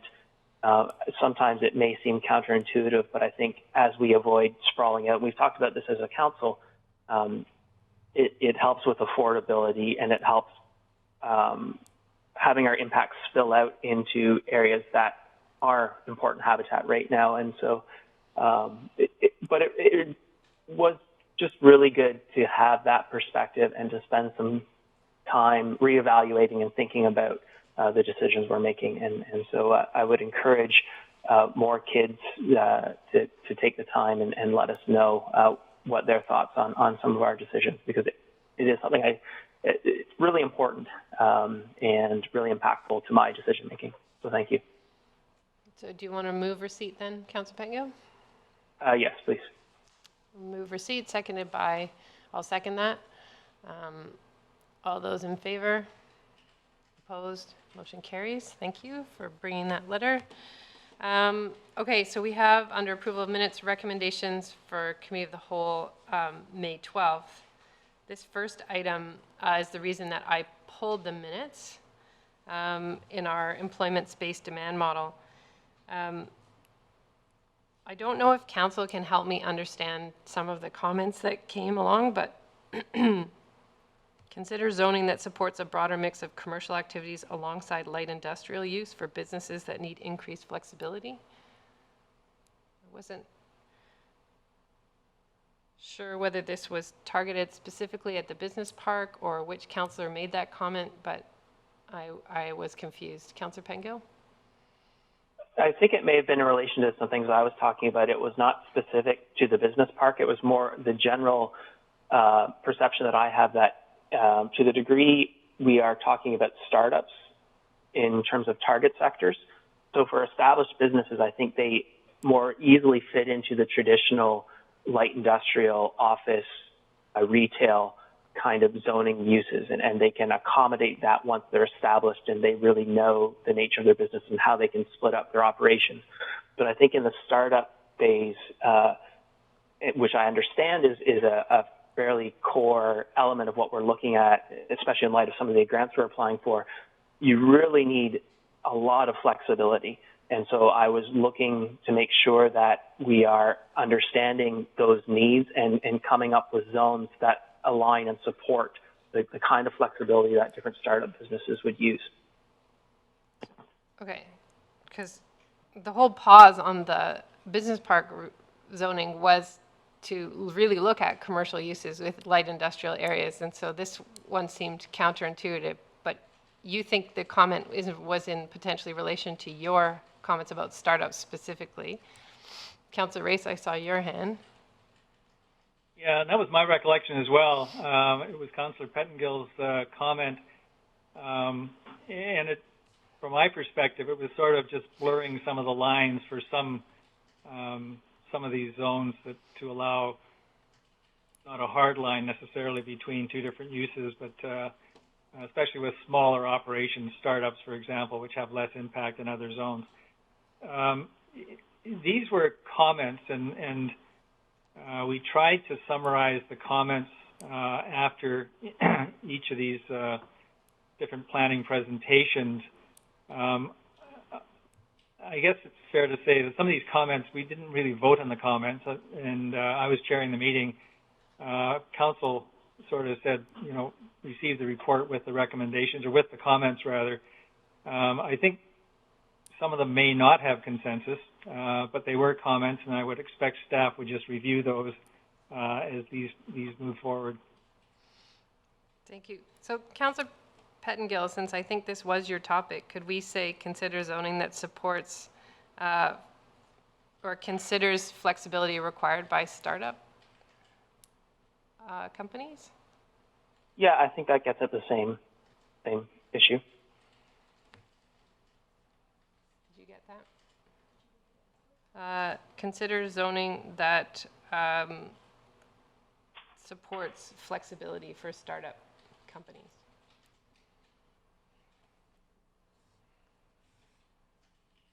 And strike the remaining. The second one was consider support for some employment uses in residential dwellings. And I think that was probably a deeper conversation that's missing some context in this comment. And I don't know if anyone remembers whose that was. Councillor Race? My recollection was Councillor Pettingill, and it was more or less along the same line. Sort of blurring, allowing startups, for example, which have less impact because they're smaller, some flexibility into residential zoning. Is that correct, Councillor Pettingill? Yeah, essentially, and especially in the very early stage, I think there are a number of uses that are compatible with residential dwelling, especially as we're trying to figure out how to get people where they can walk to work and so on. So I wanted us to look and think about, you know, what sort of flexibility we could add there as well, and get away from, you know, this area is residential only, this area is industrial only, and you will have to commute by some sort of vehicle between the two. It's how do we integrate that more, and are there ways we can integrate that? So either we combine this with the one above, or we update it. Councillor Herford? Okay, I just want to be cautious about things that target specific phases of business, whether it be startup or otherwise. It's really hard to police, and you're allowed to do this till your business matures, then you have to find something else to do. So I don't disagree with having the flexibility, but I want to make sure that what we do maybe enables startups, but whatever language around that isn't limited to just that phase of the business, so everyone can right-size their business within the zoning restrictions. Just to be cautious of that as we put this feedback into the system. Okay. So you're okay with the way it currently reads? Right. Okay. I'm okay. Councillor Anderson? Yes, I just wanted to address a typo in the same reporting of feedback as staff's reporting on the feedback from the meeting. And that is, there's references to two OCP policies, 17.2b, which is the railway yards, concerns the railway yards. The other one is 23.2b rather than 23.2.6. So 23.2b is working with the forest industry in the development of a forestry land strategy. Just for the public that is going to be checking up on these things, that's 23.2b. Thank you, Councilor Anderson. You can always send typos ahead of time to our legislative services staff, and they'll incorporate those. Thank you. I should have done so. That's all right. Okay, so with the one change to this one, that we received the May 12th report from Community Planning on the industrial land supply model, and that the district incorporate the feedback received at May 12th into the 2020 zoning bylaw update following engagement with business park stakeholders. Moved by Councillor Stoner, seconded by Councillor Race. All those in favor? Was there another comment? No. Okay. All those in favor? Opposed? Motion carries. We had a motion on the Highlands Way North that we accept the approach for dealing with speed concerns on Highlands Way North as presented at May 12th, Committee of the Whole for information. Moved by Councillor Herford, seconded by Councillor Stoner. All those in favor?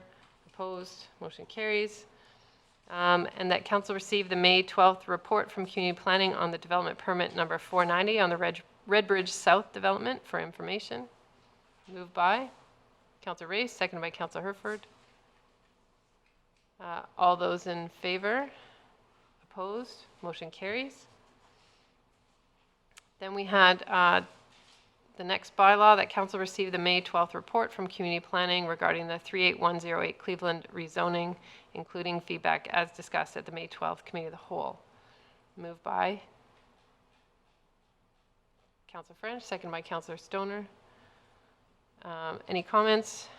All those in favor? Opposed? Motion carries. And then that Council received the 40480 Tantalus Road West rezoning from Community Planning for initial information and include the following feedback, which is included here. That is moved by Councillor French, seconded by Councillor Herford. Any comments? All those in favor? Opposed? Motion carries. We've dealt with the next two items. Any business arising from the minutes? We have under item 15, advisory design panel minutes to receive from April 30th. Moved by Councillor Stoner, seconded by Councillor French. All those in favor? Opposed? Motion carries. And now I will entertain a motion to recess until 1 o'clock. I don't need a motion for that. I will just recess until 1 o'clock. We'll see you back here and we'll deal with the DP that was at the beginning of the agenda at 1 o'clock, and then we'll move into the closed. Okay, welcome back to our special business meeting for Tuesday, May 9th. Council, you'll never believe this, but we forgot to actually then receive the Committee of the Whole minutes for May 12th after we made those adjustments to them. So let's do that first, and then we'll move on to the DP so that we move receipt of Committee of the Whole, moved by Jenna Stoner. Councillor Stoner, seconded by Councillor Herford. All those in favor? Opposed? Motion carries. And now we're moving to 7A1, development permit number 513. This is on Wilson Crescent. Welcome back to our special business meeting for Tuesday, May 9th. You need to stop streaming. That's me. Sorry. Okay. Apologies. Thank you. Good afternoon, Council. Is the presentation ready? Just coming up. Awesome. Great. Here we go. Good afternoon, Mayor and Council. My name is Jessie Fletcher. I'm a planner with the Community Planning Department, and I'm here today to present a development permit for a 10-unit townhouse development proposed at 1089 and 1095 Wilson Crescent in the Dentville-Wilson Crescent neighborhood for Council consideration. Development permit 513 includes one variance, and thank you again for your flexibility with the agenda today. So slide number 2. This is a larger overview of the subject parcels in the context of the neighborhood. The subject parcels are outlined in orange. Development permit 513 is located at the west end of the Wilson Crescent South road within the larger Dentville neighborhood. There are currently single unit dwellings on each of the parcels. The photo labeled 1 subject site on the slide is the current condition of the 2 lots, showing the single unit dwelling on each lot. Next slide, please. Located close to the downtown, the Wilson Crescent neighborhood has been zoned for multi-unit development for several decades, although many properties continue to be used for single detached housing. The district received a number of development applications and pre-application requests in the Wilson Crescent area in 2017 and 2018, and initiated a planning review of the current zoning and development issues prior to proceeding with any new applications. Through the planning review, the Wilson Crescent microplan was developed and adopted by Council in October of 2018. The microplan provides a summary of conditions, planning, and service issues, and contains a series of guidelines to manage future development applications in the area. The microplan can be reviewed in Attachment 3 of your report today. Secondary plans like this one are tools that help identify community needs and priorities on a more neighborhood-specific level, and specifically help guide new rezonings and district-led initiatives in the area. The application of the Wilson Crescent microplan is at a policy level only and helps guide review and processing of development applications by providing a local lens or perspective. Next slide, please. This is an overview of the land use and zoning. The subject site is zoned RM1 and its OCP land use is residential neighborhood. The subject site is subject to Development Permit Area 3 of the Universal Guidelines, and it is within a flood hazard area.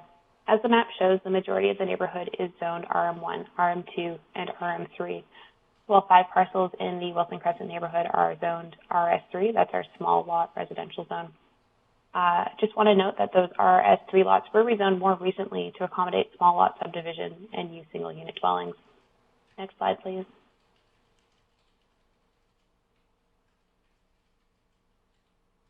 Slide number 5 provides a bit more context to the area. The zoning and address of each context image is provided. These photos are examples of the variety of housing forms within the neighborhood, including newer townhouses, older townhouses, single unit dwellings, small lot residential, and low-rise apartment. Next slide, please.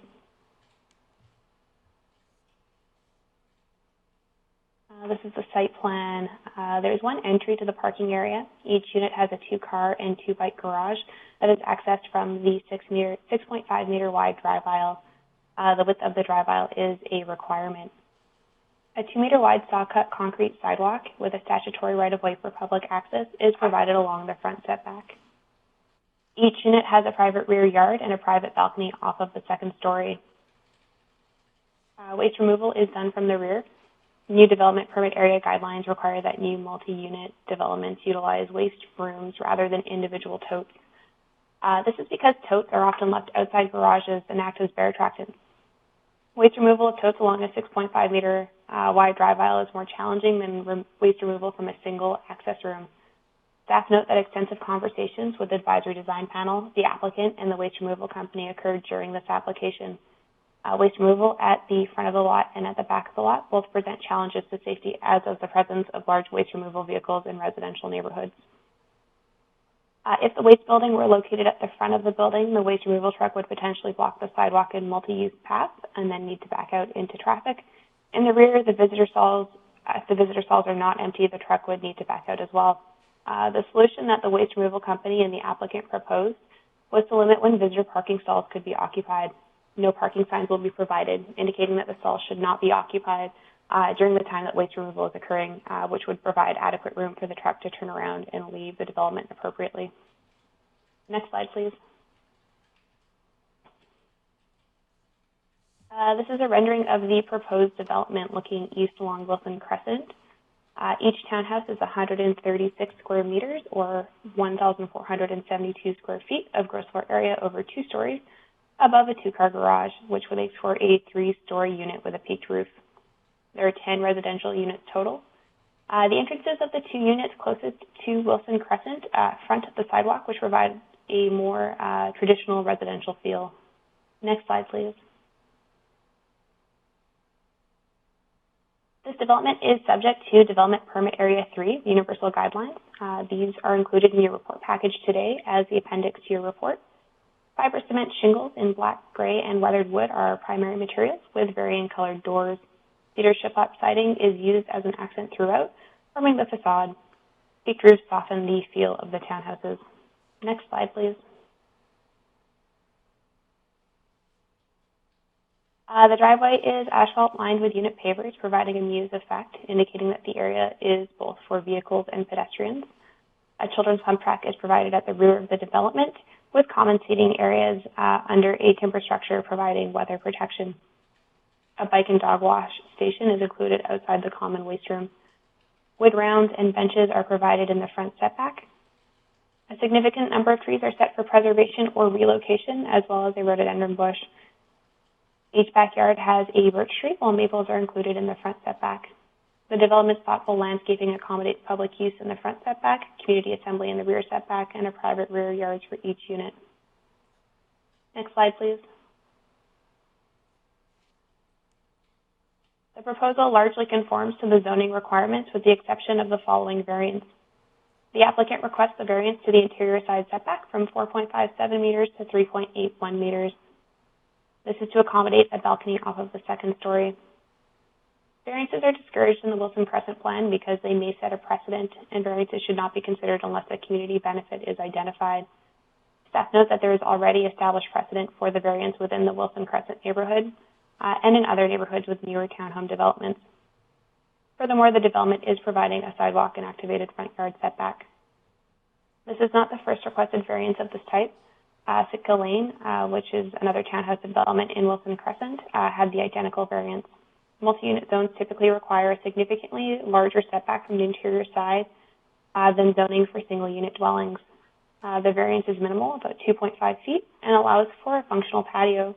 Best practices dictate that patios have minimum width of 6 feet to be functional. Without this variance, a patio would be 4 feet wide, and thus would be decorative rather than functional. The building itself meets the setback, meaning the intrusion to the setback is limited to the second-story balcony, limiting potential future disturbances to adjacent properties. Staff are supportive of the variance and have referred it to the zoning bylaw update. Next slide, please.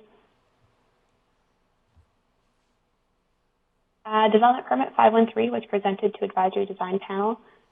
The committee reviewed the project and passed the following motion, that the panel support DP 513 in general and would like the applicant to work with staff to address a number of recommendations. The key recommendations and their resolutions are detailed in your report this afternoon.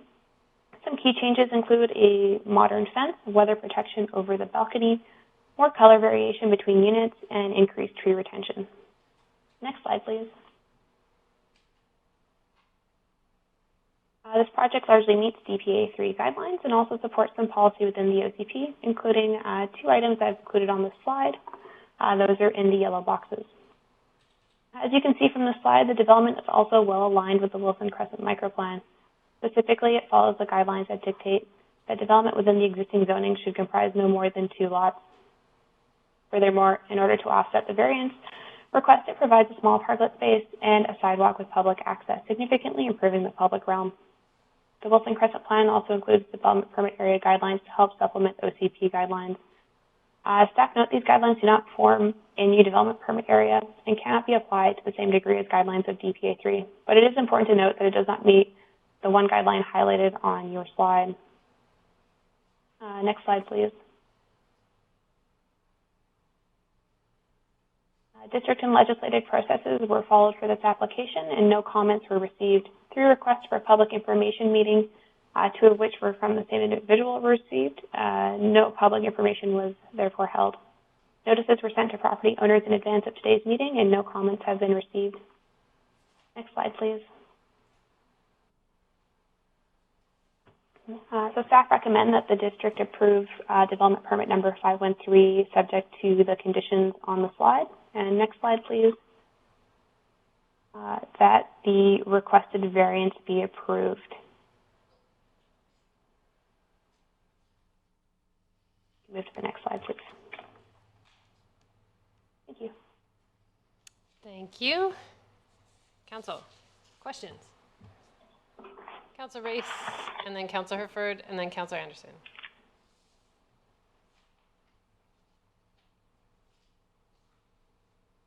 Yes, Council Race, you were first.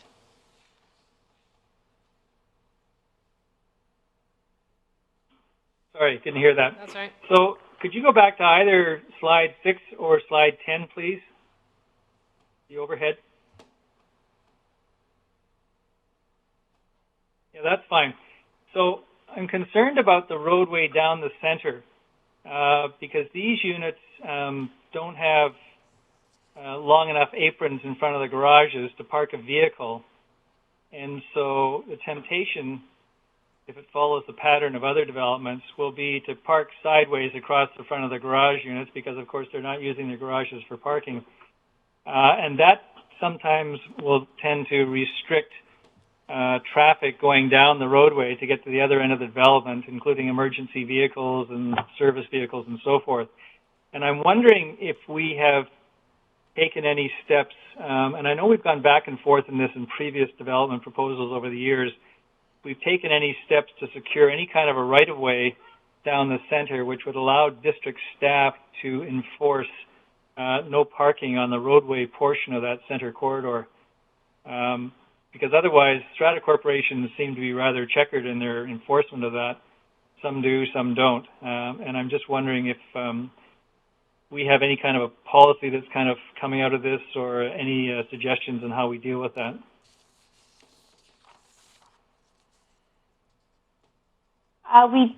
Through the mayor, we don't have a policy right now on that about enforcing a statutory right-of-way to prevent parking along that because it is a strata driveway. We would rely on the strata to manage that. In previous iterations of the zoning bylaw, we have required aprons in front of garages, but we do not anymore. I'm not sure that we have any direction moving forward. I would defer that to Jonas. Mr. Vilniskis? Thank you, through the mayor. Just to add to what just said, we don't have any policy preventing these situations, but in my experience, the road or the driveway width would be simply too narrow for people to park cars so that others could then get in and out of their garages on the other side of the driveway. So I think that we can, in this case, rely on a strata to do what it needs to do in enforcing safe maneuvering around the site.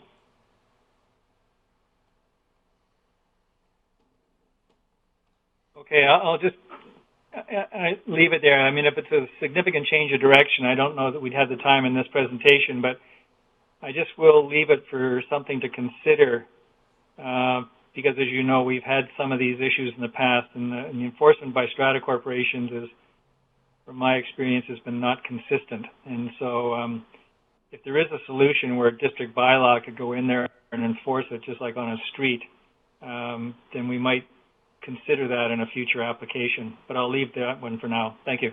Thank you, Chair. Thank you. I have Councillor Herford, then Councillor Anderson, then Councillor Stoner. Thank you. And this slide's a perfect one to have up. Could you run me through the? I understood the rationale for the waste portion to be at the back of the property, but can you run me through the movements of the vehicle? I'm just concerned about the space there. Through the chair, the vehicle does have adequate turning space there. The red lines on your screen are the directional, where the neon green is the outline to like the extent where the truck would go. So landscaping has been placed, so there's additional space there if a larger truck was used to remove waste to be able to turn around. Again, it will rely on the strata management of their no parking rules for the truck to be able to turn around and access the waste room. Okay, so it's it is a full turnaround at the end. It's not a backing down that narrow corridor with. Correct. So long as the strata corporation enforces their rules, the truck will be able to turn around, and the waste room contractor has reviewed the plans and the turning radiuses and has approved them. Okay, and then just a note, the setback variance in the report.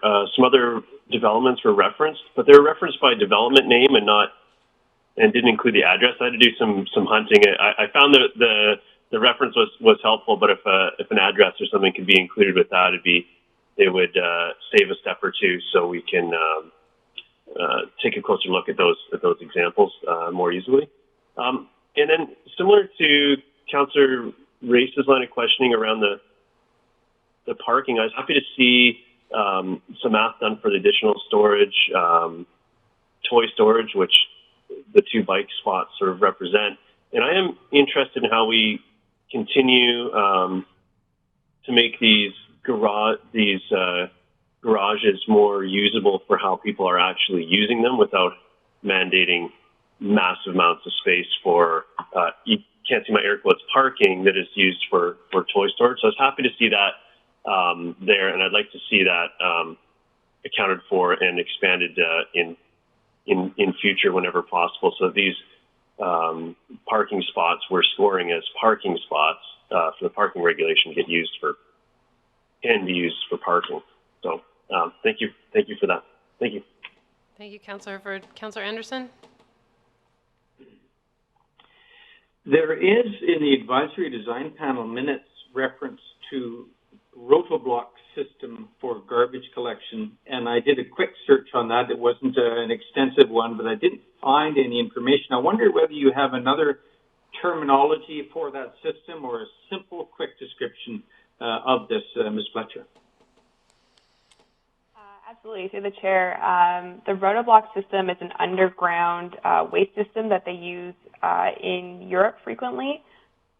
So the lid is at the surface level, and then the waste is buried within a unit, is my understanding of it. The removal of that waste may require a different truck because it's not as visible of a waste system. It discourages waste diversion, and we were unsure of the bearware implications for that, so it wasn't chosen as or recommended from staff to be an acceptable system.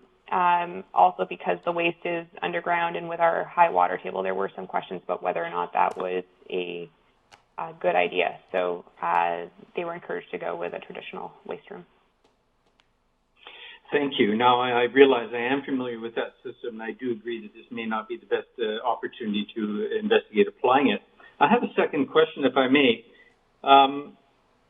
I am familiar with these 2 present houses at 1089 and 1095 Wilson Crescent. They're early 1960s homes. They are in good condition. It would appear, one I'm quite familiar with. They should be free of asbestos, and they may be good candidates for green demolition.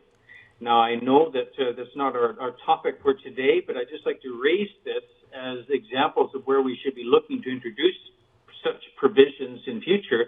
But may I ask if there has been any discussion with the development proponent regarding demolition procedure for those 2 homes? Through the chair, no, there has not been any discussion about green removal of those homes or green demolition. I'll come back with comments later when we address. Thank you, Councillor Anderson. Councillor Stoner. Thank you. Through the chair, I have a few questions. The first is just, Ms. Fletcher, if you can confirm that the drive aisle is indeed wide enough for 2-way traffic. Through the mayor, yes, I can confirm it is 6.5 meters is wide enough for 2-way traffic. Thank you. And then similar to Councillor Race's questions, we've seen with the newer development just further to the east that we are seeing more and more cars parked on Wilson Crescent as folks are not necessarily using their garages for storing their vehicles, but more so storing their toys. And I'm curious what our vision is for Wilson Crescent, if we intend to continue to have parking along that south side of the street in the long term. And if not, then how do we propose to enforce or require folks to actually use their garages as opposed to parking on the street? Through the mayor, the vision for Wilson Crescent will be to retain some parking along the south side and to better delineate it. So new applicants will be required to pave the full width of Wilson Crescent and then delineate the parking spots across the road, which will not create more parking, but should help at least kind of organize it a bit better, sort of like you see on the eastern end of Wilson Crescent where the newer developments are. ensuring people park their cars in their garages is a conversation. We have a lot from a planning perspective. What we can do is ensure garages are of an adequate size and that other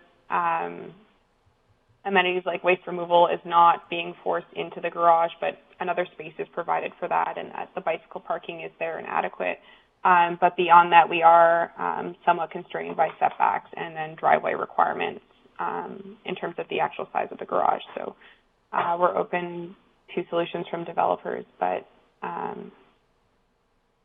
these are the tools we have at the moment. Appreciate those conversations. Chair, I have one further question, if that's all right. Go ahead. And my apologies, I feel like I should have sent this to you in advance. I'm curious about tree retention versus removal.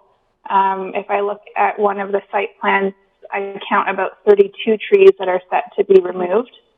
I'm just curious if you have any idea what percentage of those are going to be retained, and or if our tree management bylaw incentivizes retention as opposed to just replacement.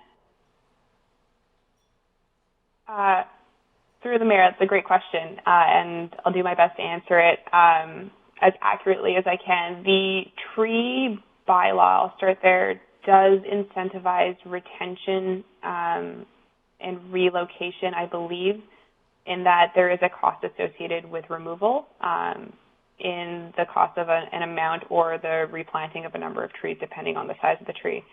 In this plan, if I can remember my conversation specifically, and I'm pulling up an email just to confirm, that all the trees are intended for relocation, although some of the species may not survive because of the type of species they are.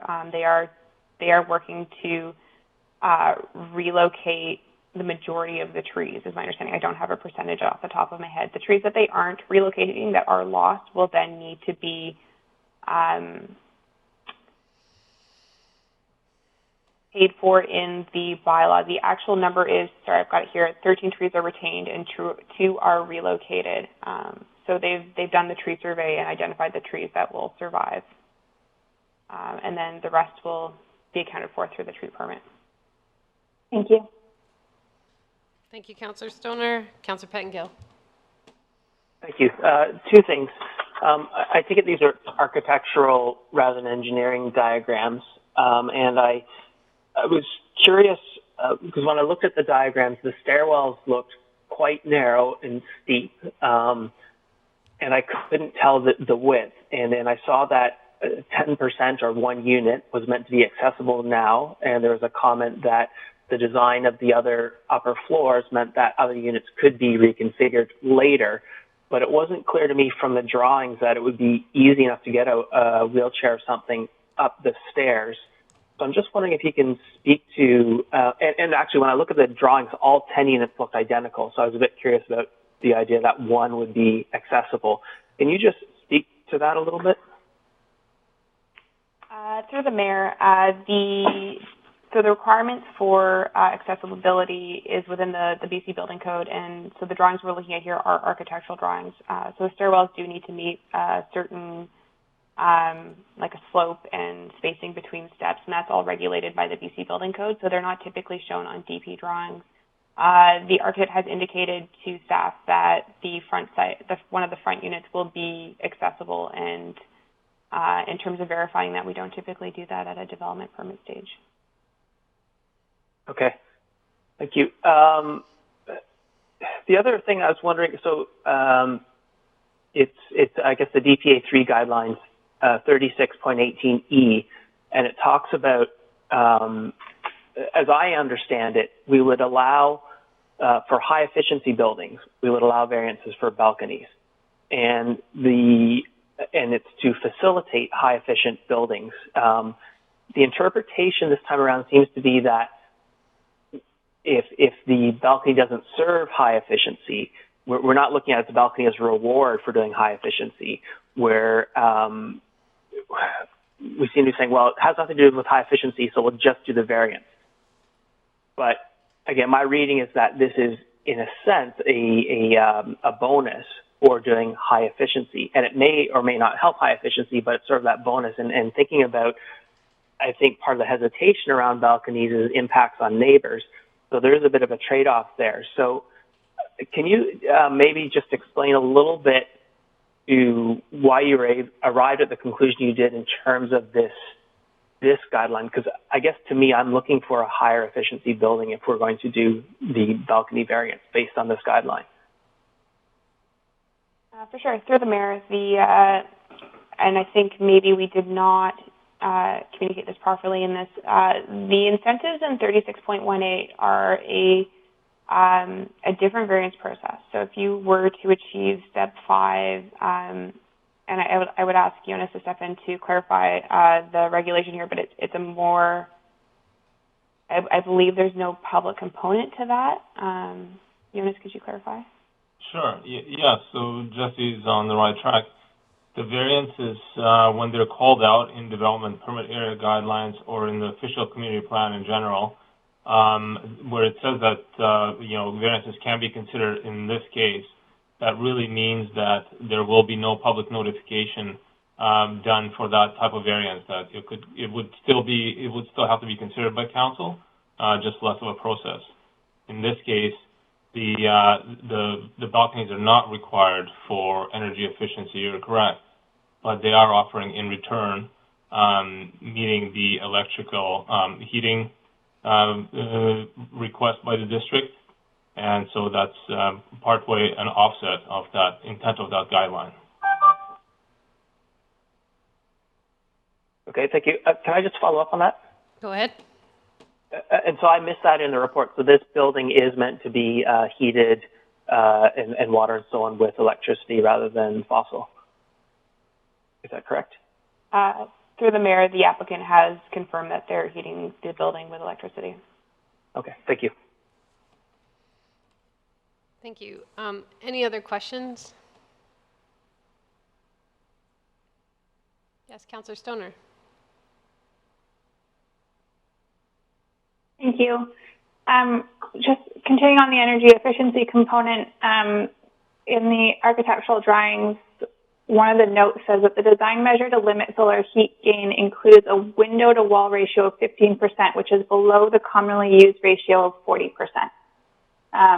And this, to me, I think is displayed in kind of the massing that we're seeing. Like to me, it feels like it's very wall heavy.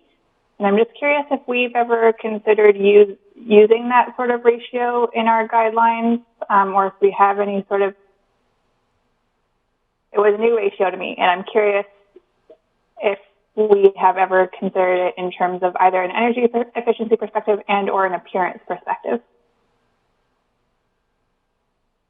Through the mayor, it has not been considered by staff in the guidelines or from an architectural look. We often have conversations about fenestration, so the number of windows from a design perspective, but not from an energy efficiency perspective, unless Jonas has more to add on that. Just very quickly, it is something that ratio, I believe, is part of the building code. And so anything that's specifically regulated by the building code, we have less ability to do that specific type of regulation when it comes to ratios. We could talk about windows and walls, but could not actually, I don't believe, deal with the ratio through the guidelines. Thank you, Councillor Stoner. I don't see any other questions, so would someone like to put a motion forward?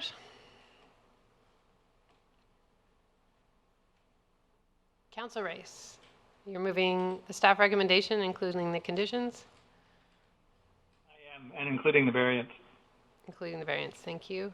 Is there a seconder? Seconded by Councillor Stoner. Is there anyone who wishes to comment? Councillor French? Thank you. I'll be supporting this. I think that it fits well in the neighborhood. And just moving forward on projects like this, I support Councillor Anderson's thought about green demolition. When buildings like this are coming down, I think it's a great opportunity to encourage developers to be thoughtful about how they remove the existing buildings. And I'm not so sure that waste truck movement situation is going to work well in this type of scenario. I'd have rather seen the waste bin out at the front to reduce the amount of travel that the waste truck is making in a small complex like that. Having said that, though, these are thoughts moving forward as opposed to getting in the way of supporting this proposal. Thanks. Thank you, Councillor French. I have Councillor Race and then Anderson, Hereford, Stoner. Thank you. And I'll be supporting it as well. I think this is certainly in line with where we wanted to go. I was on council last term when we put the sub-area plan in place and had the vision for densifying that neighborhood. And this is, I know this is not a zoning issue, but this is consistent with it in my view. I don't mind the variance. I can support the variance. I think that's a relatively minor variance when really we're just talking about a balcony as opposed to a whole chunk of the building encroaching on the side setback. And the side setback is still quite significant. It's about, I think, 12.5 feet if I recall correctly. So as my questions indicated, I still have a concern. I don't want to burden this particular development with it because we don't have the policy in place, then they shouldn't be subject to something that isn't there. But I do think that there's an ongoing issue with respect to the parking and the access of these multifamily developments, and we might consider putting some policy in place around that because over my time on council, we've had all kinds of reports of how it's not working in some developments. But this one, hopefully, it will work, and I'm happy to support it.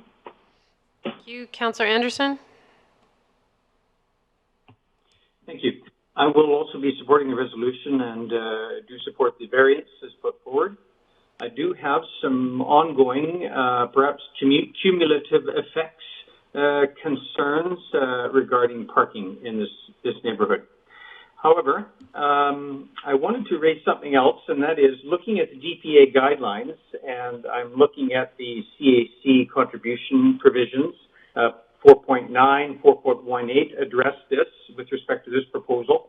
I recognize that we're not going to see contributions to what I will address, but I'm going to raise it anyway.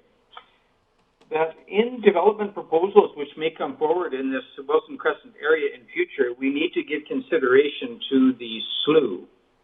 This is a environmental restoration project awaiting, and it is also a very valuable potential asset for the neighborhood in other respects. And it is sorely needing attention, and one of the only means we have going forward is to look at future development projects and how they may be able to contribute to a solution. So I raise this because the Wilson Crescent micro plan is a component of the guidelines that we're looking at, and I feel it was underemphasized in those guidelines. I know that Squamish Streamkeepers would have wanted to conduct a tour of that slough. But this is a very valuable asset for the neighborhood, and every developer in the neighborhood that's active there that I've spoken to agrees. And we just don't have provision for addressing it through our policy at the present time. Otherwise, I'll be supporting. Thank you. Thank you. And just for clarity, there is a difference between a rezoning and a DP. I just want the public to be clear on that. We cannot ask for CACs in a development permit application. I have Councillor Stoner. Thank you.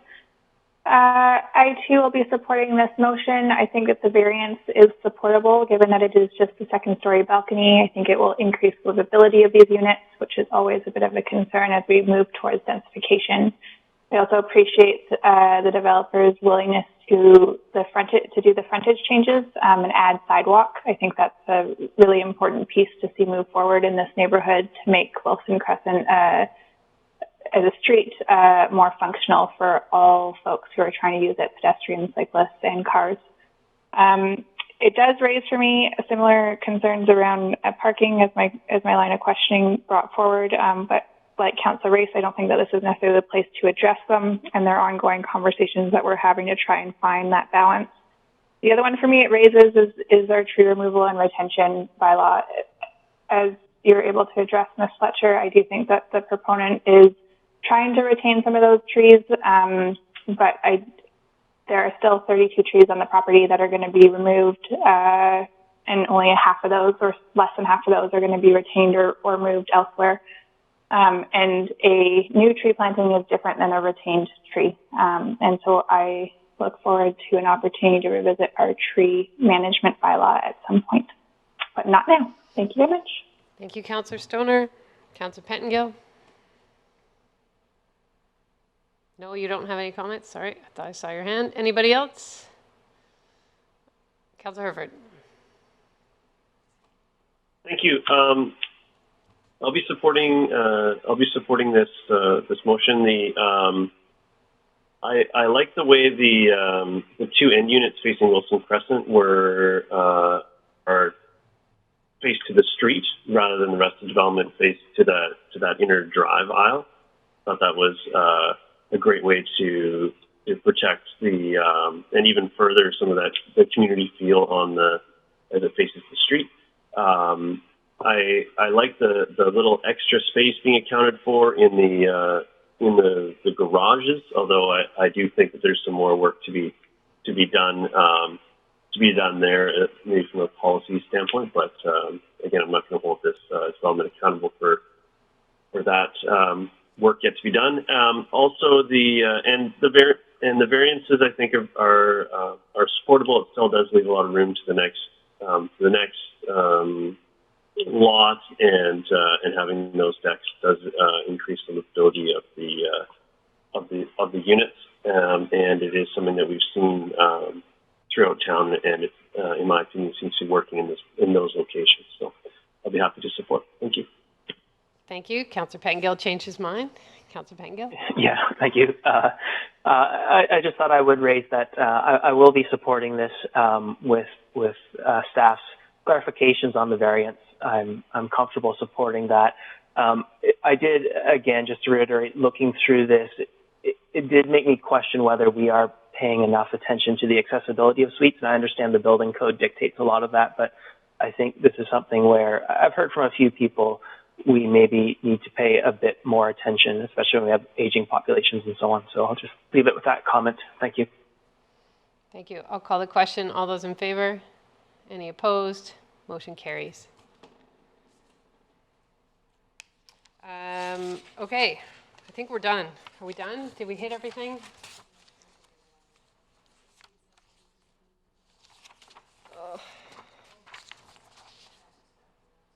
We don't have any council staff in-camera announcements. There's no unscheduled public attendance, obviously, or open question period. Any council or staff announcements before we close? Councillor French? Councillor French? Yeah, thank you. Just very quickly, I wanted to share that Geothermal BC did a study last summer in the Mount Meagher area, and they have posted a video summary of that work that included participation with Quest University, UBC, SFU, and a few other universities. The video presentation, I watched it the other day on YouTube. It's totally public. Anybody can see it. And I'd be happy to forward the link for anybody that's interested in seeing that 1-hour presentation. I first learned of the geothermal efforts and potential at Meagher back in about 1981 when I did a school field trip up to that area. It's exciting research in a time when we're searching for renewable energy sources, but I just thought it was worth sharing here. And also very quickly, in welcoming Heather Boxrud to our finance department, timely to acknowledge the efforts of the finance team in the last few months as we've worked to fill that position. Thank you. Thank you. Anybody else? I did listen to that call. It was really interesting. So thanks for bringing it up. Any other comments? All right. So around this time, we usually have Public Works Week, and it's a really big deal. And all the grade sort of 4 or 5 classes come to the Public Works yard, and they get to spend an incredible morning with our staff there. A part of that Public Works Week is Mayor for a Day contest, and I didn't really want to let that go in light of the pandemic because I get a lot of joy out of seeing the submissions. So The information is now up on squamish.ca, and there is a quiz for kids to fill in, and also a word search. And so any kids that do the quiz or the word search, they get entered into a draw, and those are open till the end of May, and we'll be drawing for a $25 gift certificate to a local business of their choice. And then we are taking art submissions around what local government does, and those can be submitted electronically.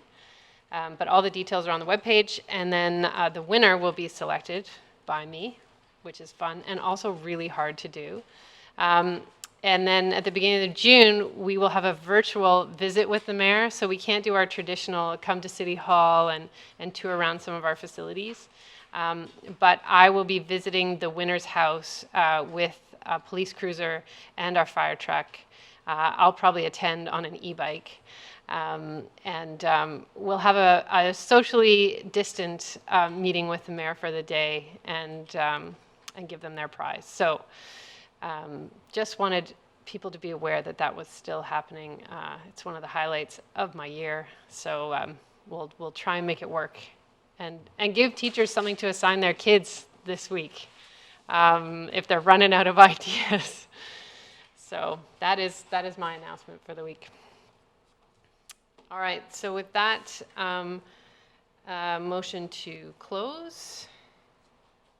Moved by Councillor Herford, seconded by Councillor Race. All those in favor? Opposed? Motion carries.